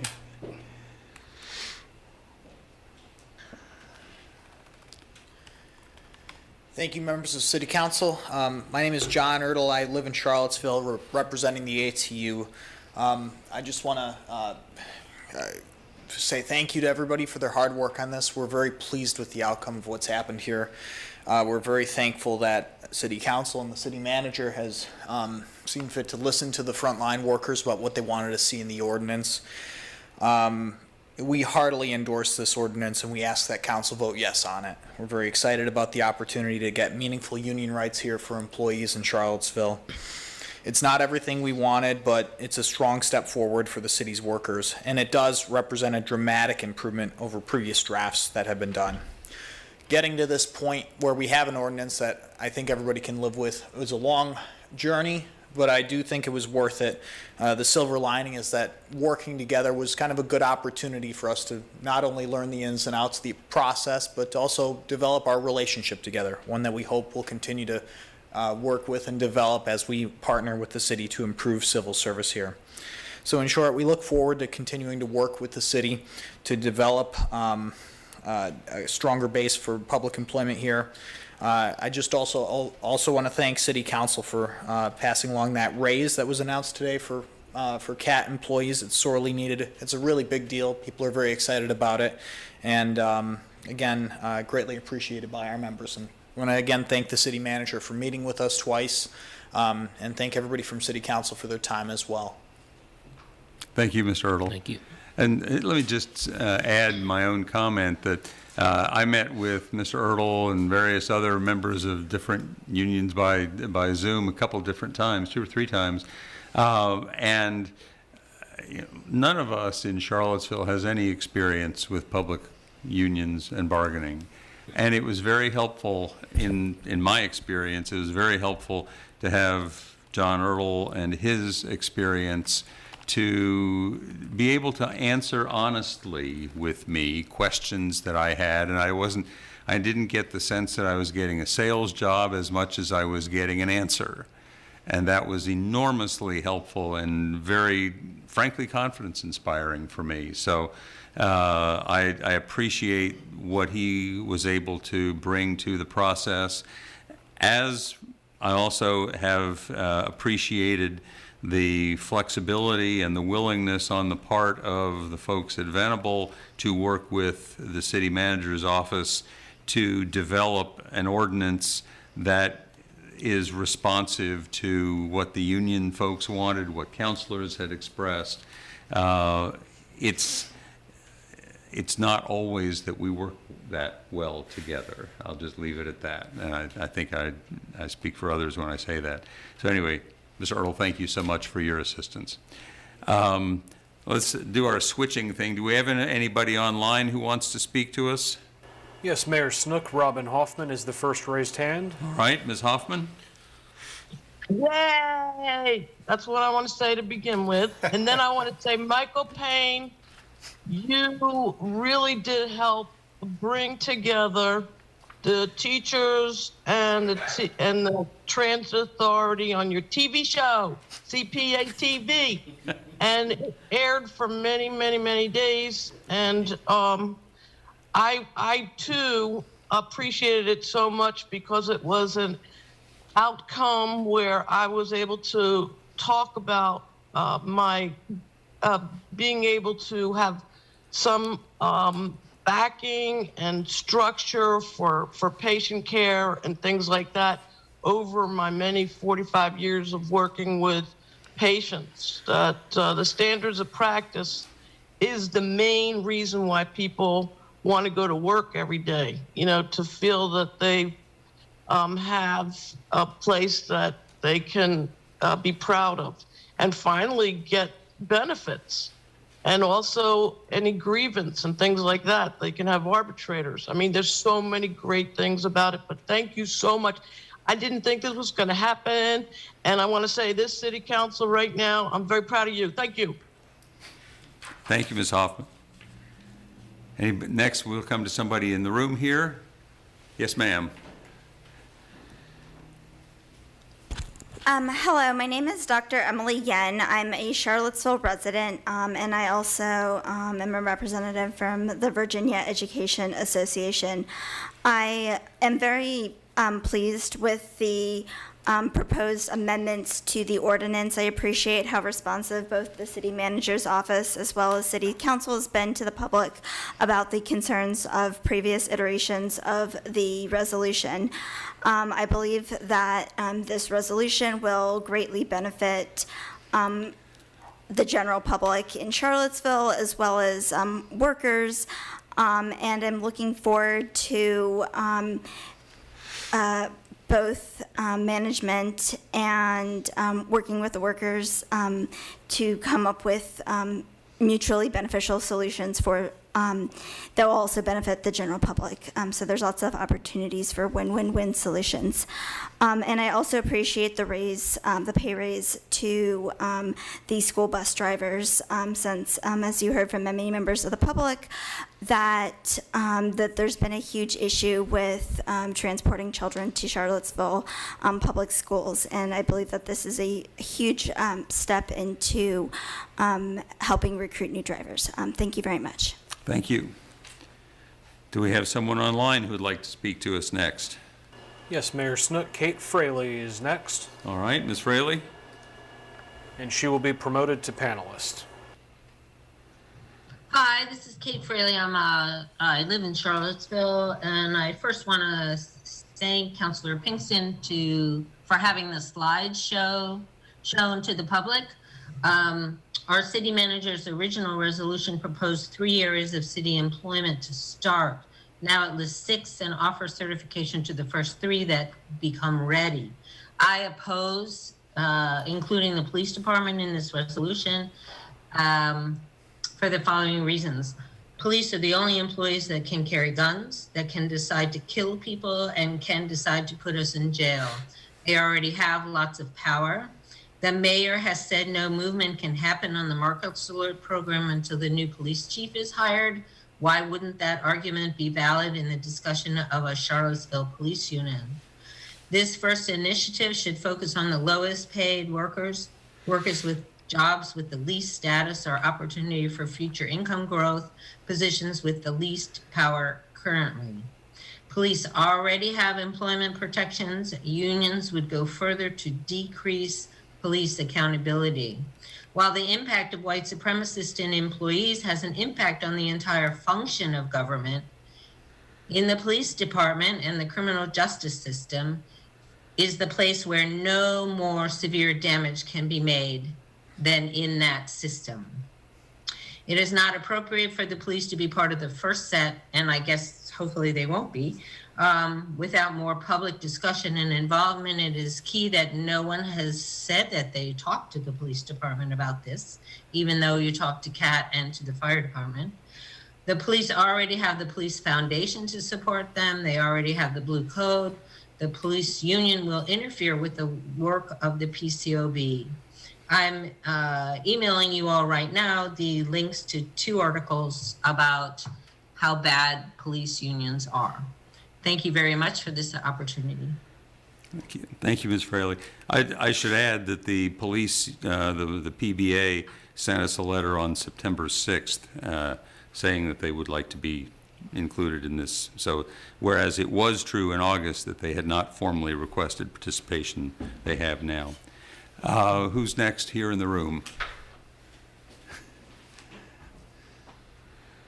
How's everybody doing? My name is Jay Dorsey, president of Local 2363. I just want to thank City Council as well as the city manager for coming back with a better ordinance. Our local, we look forward to working with you all, city manager. And once again, I just want to say thank you. Thank you all for coming back with a better ordinance. So thank you all. Thank you, Mr. Dorsey. Who's next online? I see no additional hands at the moment. All right, I think, let's see, Brandon Collins just raised his hand. okay. Good evening, City Council. My name's Brandon Collins. I'm a lifelong resident of Charlottesville, and for a very long time in life, have supported workers' right to form a union and collectively bargain. This is a much improved ordinance from what was presented a few weeks back, and it's really encouraging. I support this ordinance with the exception of recognizing a police union for many of the same reasons that were just stated by a previous speaker. The police have to be accountable to the public and to the law, and they've already shown themselves to be quite well represented under the Police Benevolent Association, and that PBA did a serious number on this city and our city government and our police department in the face of reform. And I think I would support removing the police from the collective bargaining ordinance. I also have deep worries about what that means for oversight from the PCOB. With that said, I'm really excited to see this ordinance move forward. I really do hope you consider removing the police from that. Thank you. Thank you, Mr. Collins. And Saving the best for last. Well, first, let me say that... Would you identify yourself, please? Oh, sorry. My name is Matthew Ray. I'm a current CAT worker at Charlottesville Area Transit. First of all, I'd like to give the council credit, and especially the city manager and our director, Director Garland Williams, who has stepped up yet again, like he did in COVID, working with the city manager to get us a pay increase. It's very significant. I think it's going to really help us get back on track. I think we're starting with the foundation here, and we're going to build it back, and we're going to have a robust, better transit. And I really like to thank the city manager and city council and our director for the efforts that they have made. It wasn't a lot of positivity going, but, today about 3 o'clock, it got extremely positive. So, I appreciate the ordinance and the work that the city manager and our director and city council has put into this. I really appreciate this. I really think this will have a future for us with the union. Not just us, but I think it'll maybe trickle down to hopefully to the teachers and to other departments. Having employees having a right in their work is an important thing, and I think y'all did a really good job. I think y'all should be congratulated. I know you don't get it often, but I really appreciate what you've done, and I just hope everybody else follows suit. We're the first publicly employed transit to have a union. Thank you. Thank you. Thank you, Mr. Ray. Okay, do we have anybody online next? Yes, Mayor Snook, Jeff Fogel is next. I'm sorry, I couldn't hear? Jeff Fogel. Okay.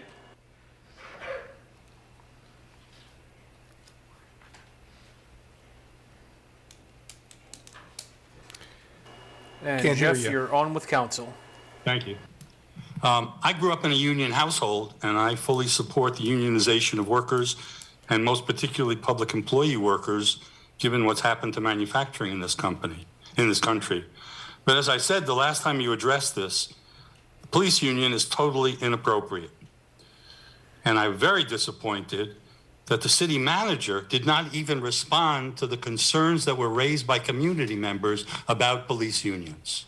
The only response he had was, well, yes, no, the police didn't ask us for this, but a firefighter asked us to include the police. Well, that's preposterous. But what's more important is that the failure to treat us respectfully is an insult. And I think that the people in power in this city have to start to learn that if you want respect, you're going to have to give it. And if we come forward with ideas and proposals and we raise evidence, Lloyd pointed to the fact that there was evidence that where there were police unions, there was an increase in police misconduct. Now, maybe you don't care about police misconduct. Many of us do. And to failure to even talk about it, to consider it, or the failure of the city manager to even respond to that at all is an act of total disrespect.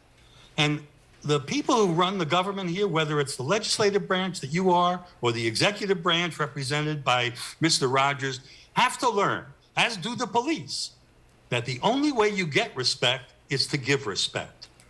And the failure of this body and of the city manager's office to deal with these issues, very similar to the failure to deal with the racialized policing in this community. Nobody on this panel or in the city councils, in the city manager's office, have ever responded to the concerns that we've expressed about the fact that 55% of the people being arrested in Charlottesville are black. The fact that we commissioned a study that showed that black people in Charlottesville received more charges than comparably situated white people. That black people in Charlottesville receive more serious charges than comparably situated white people. And therefore, black people go to jail because they are black. And there's been a failure on the part of city government to acknowledge that fact, and those are facts. That's not supposition, that's not rhetoric, those are facts. There's been a failure to recognize that, and what it means is that the city has abandoned any effort to allowed as the 21st century policing model, because you're not following it, except in the rhetoric that you use to introduce things. So if you want to get serious and you want the respect of those of us who work in this city, you're going to have to respect us, and you're going to have to engage in these conversations. Okay, disagree with us, but respect our ideas, or we won't respect yours. Thank you, Mr. Fogel. Is there anybody else in person? We have no other folks in person. Anybody else online? I see Elizabeth Stark has a raised hand. All right, Ms. Stark. Hi, Council. Hello again. I wanted to thank you for the rewrites that have been made to the CBO, and just to say that I'm grateful that you are considering such a robust ordinance tonight. I know our local union reps and organizers have worked hard for this victory, and I appreciate all the work that the community has put into getting us here. I do want to ask that you exclude police from the ordinance. As others have said tonight, we know that police already have disproportionate power. I think this is clear from some of the drama that we've had with our police chief and the Police Benevolent Association, et cetera. And we also know, as Mr. Fogel just said, that policing is disproportionate in our city. We know that the COB has had a difficult time seeing its work through, and a police union would jeopardize all of this important work that's happening in our community to try to have accountability and equity. Please support city workers, give them the bargaining rights that they need and deserve and have fought for. But also, I ask that you exclude police from this ordinance tonight. Thank you so much. Thank you, Ms. Stark. Anybody else online? Mayor Snook, I see no additional hands. Okay, then we will close the public hearing and hear from council. It's with us now. I don't have any additional comments at this time. I've spoken. I'm supportive of this ordinance. One comment that I wanted to make, and I wanted to make it basically because Mr. Fogel specifically directed the comment to me, is that I acknowledge that there are studies that show that in cities that have police unions, there are more problems with police misconduct. However, there's a point at which that sort of reeks of what we would call in the logic world post hoc rationalization, post hoc ergo propter hoc, fancy way of saying basically don't make the mistake of confusing causation with correlation with causation. I think it's really hard to look at, for example, Minneapolis and say the reason why Minneapolis has more of a history of police violence up there is because they have a union. There's got to be more to it than that. In many cases, what has been the problem has been mandatory arbitration of the grievance procedures, so that if you end up with somebody being fired and you don't like the fact, and the person doesn't like the fact that he or she is being fired, then they have a mandatory arbitration, which can result in the person being put back in, regardless of, in some cases, of what they may actually have done. And so most of the horror stories that I've heard about police officers who have, basically you can't fire a police officer in a big city, the saying goes, is because the unions insist on mandatory arbitration. And it's the arbitration that basically overrules the police chief. It takes away from the police chief the power to run his or her own department.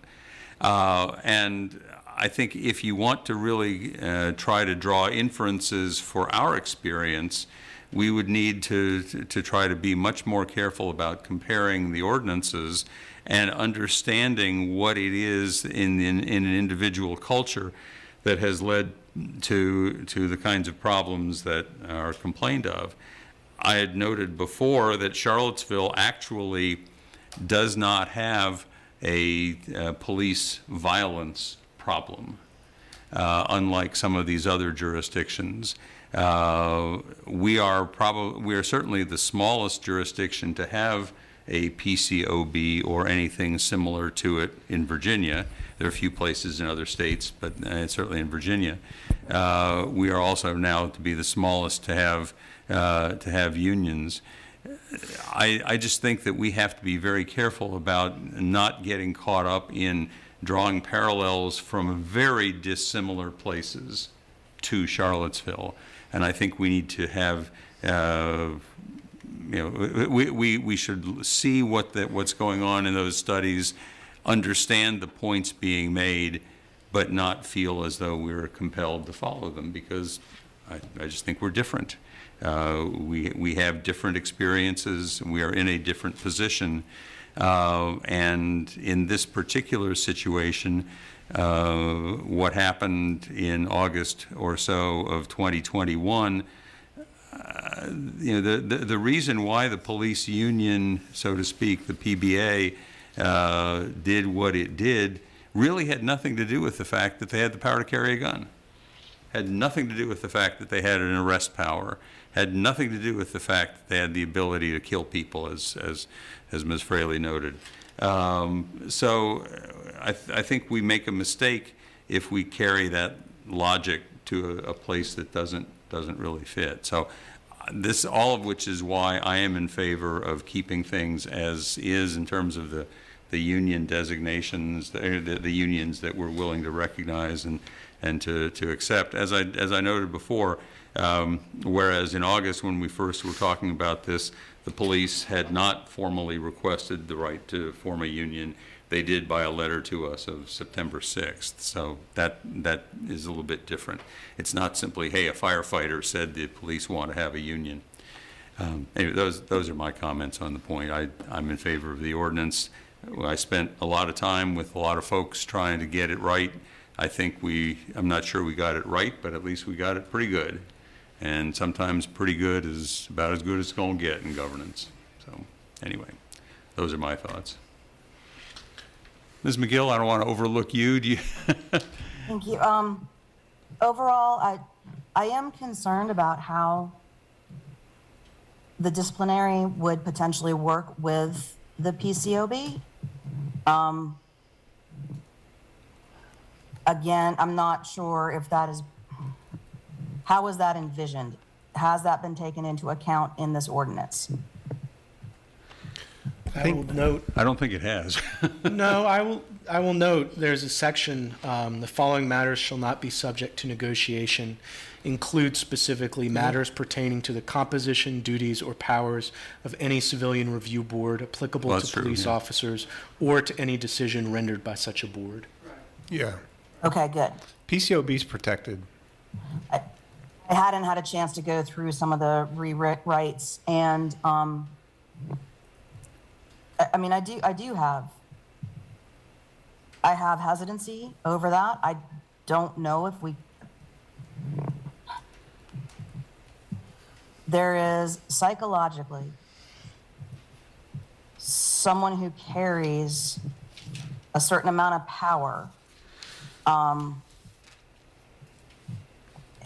it's just, this is, I had not seen the earlier request from the PCO, or from the Police Benevolence Association, requesting. Well, is that the actual union for the police, or Yes. is that the PBA? PBA. Yeah.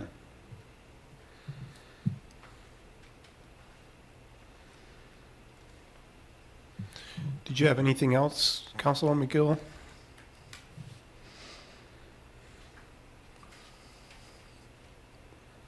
Have other localities said that certain groups cannot participate within the government aside from the base restriction? The answer is no. Yep, that's correct. The answer is no. Okay.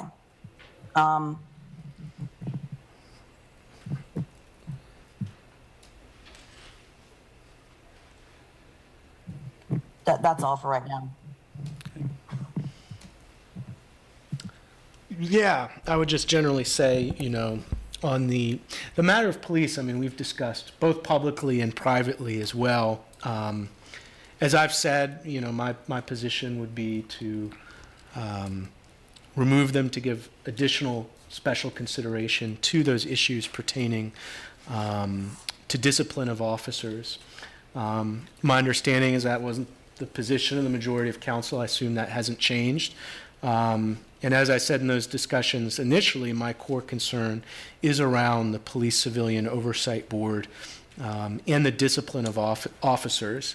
I do think that there was consideration to preserving the powers of the PCOB and preventing it from being weakened through a bargaining process, which I do think is critical and critical to highlight, because that means there is a protected mechanism outside of the police department to discipline and hold officers accountable no matter what. And in addition, the structure of this is that we will not be in a situation similar to other big cities which have had a decision forced on them, or in exchange for salary and benefit pay, the city decided to basically create a system where officers couldn't be held accountable or fired. Our structure doesn't allow for that. I still think outside of those things, there's concerns. To me, those are the most critical elements, because those are the things that could relate to excessive use of force by officers and them not being held accountable. Then I recognize that majority council doesn't agree with that full perspective of giving it more consideration. But I do think there has been real thought given to ensuring that there is still accountability for police, although I know that won't be satisfactory to many people in the community.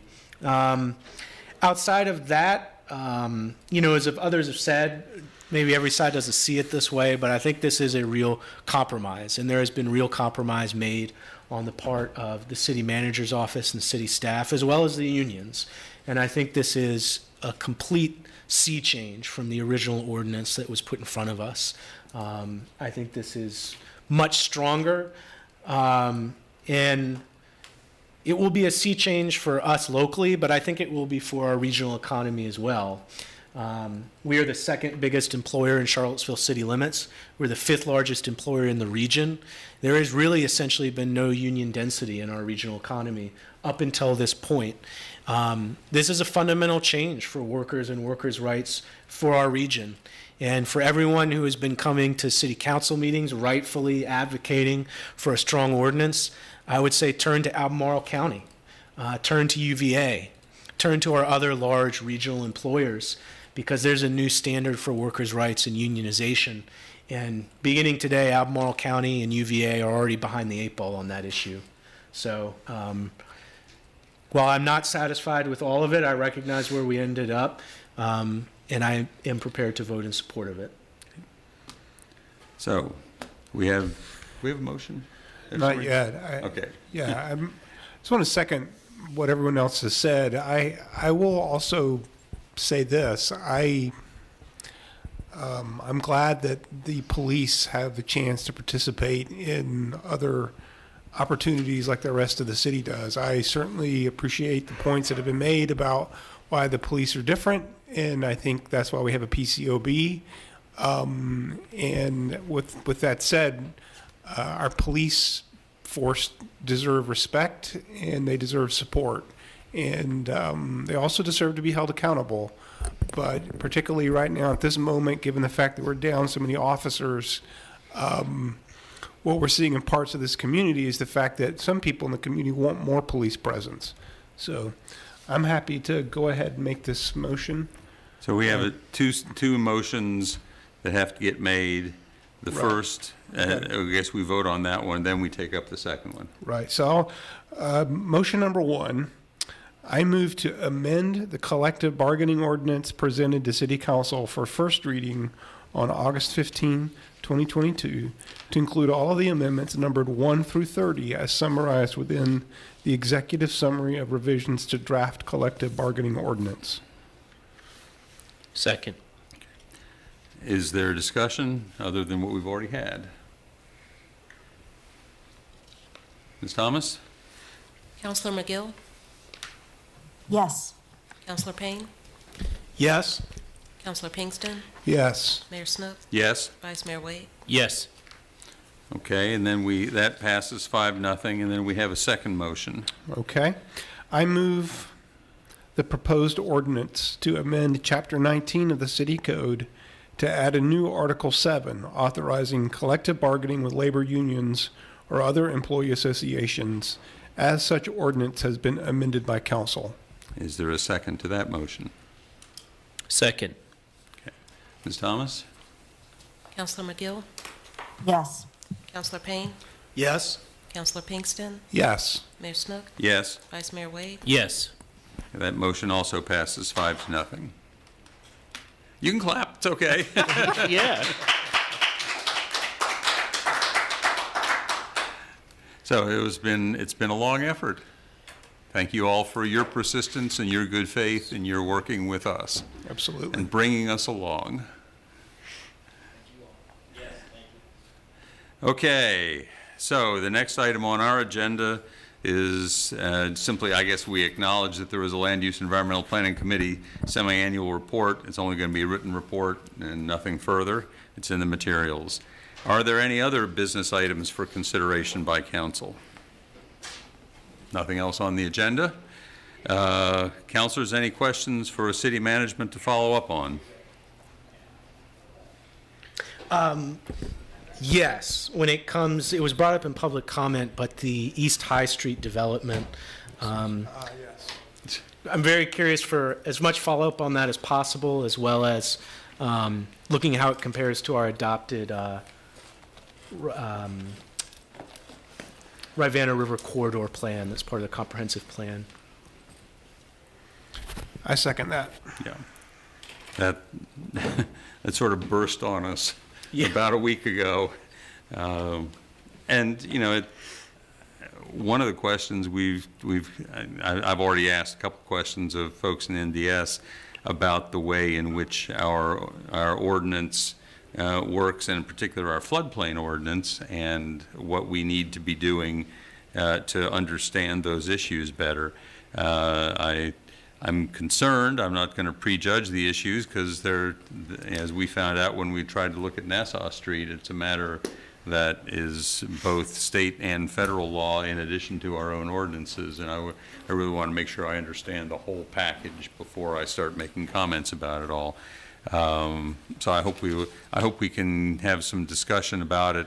Actually, it's more important that the discussion take place in the Planning Commission, really, because that's where the issue is going to come first. It may never come to us if it's purely a site plan issue, but if it comes up on the Planning Commission docket, I would hope that at least many of us would make sure that we were present for that discussion, because that's going to be an important one. Any other matters? Okay. We are now at the final speaking opportunity for members of the public. Speakers, again, have up to 3 minutes. You can join the speaker queue by selecting the raise hand option in the Zoom webinar, or by pressing *9 if you've joined by phone, or by raising your hand in council chambers. we have no in-person speakers here, so it's all online. Anybody online wish to speak to us? Yes, Mayor Snook, Kate Fraley will be promoted to panelist. Okay.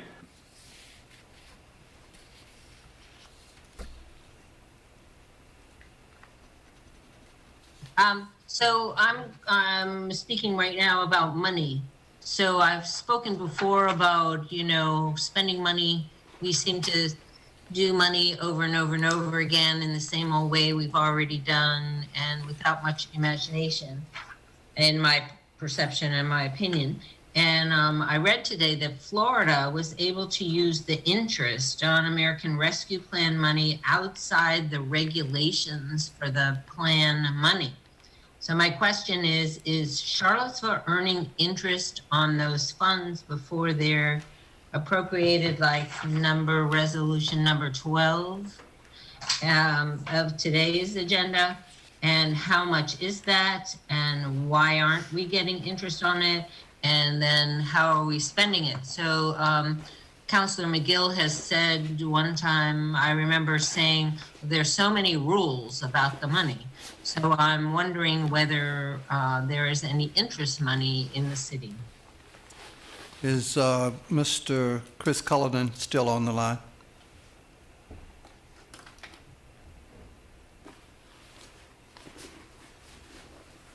I do not see Mr. Cullinan in the Zoom.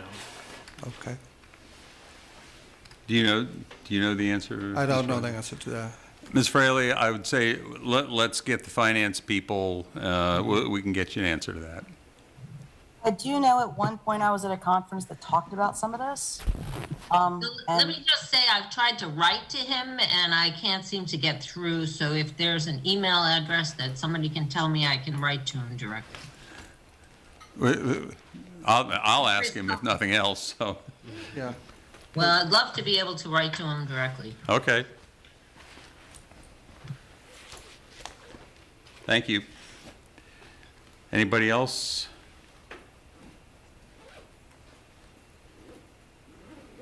Mr. Dillahunt, anybody else? I see no additional hands. All right. Thank you all very much. We've done good work tonight, and let's go home. Thank you. We're Thank you. adjourned.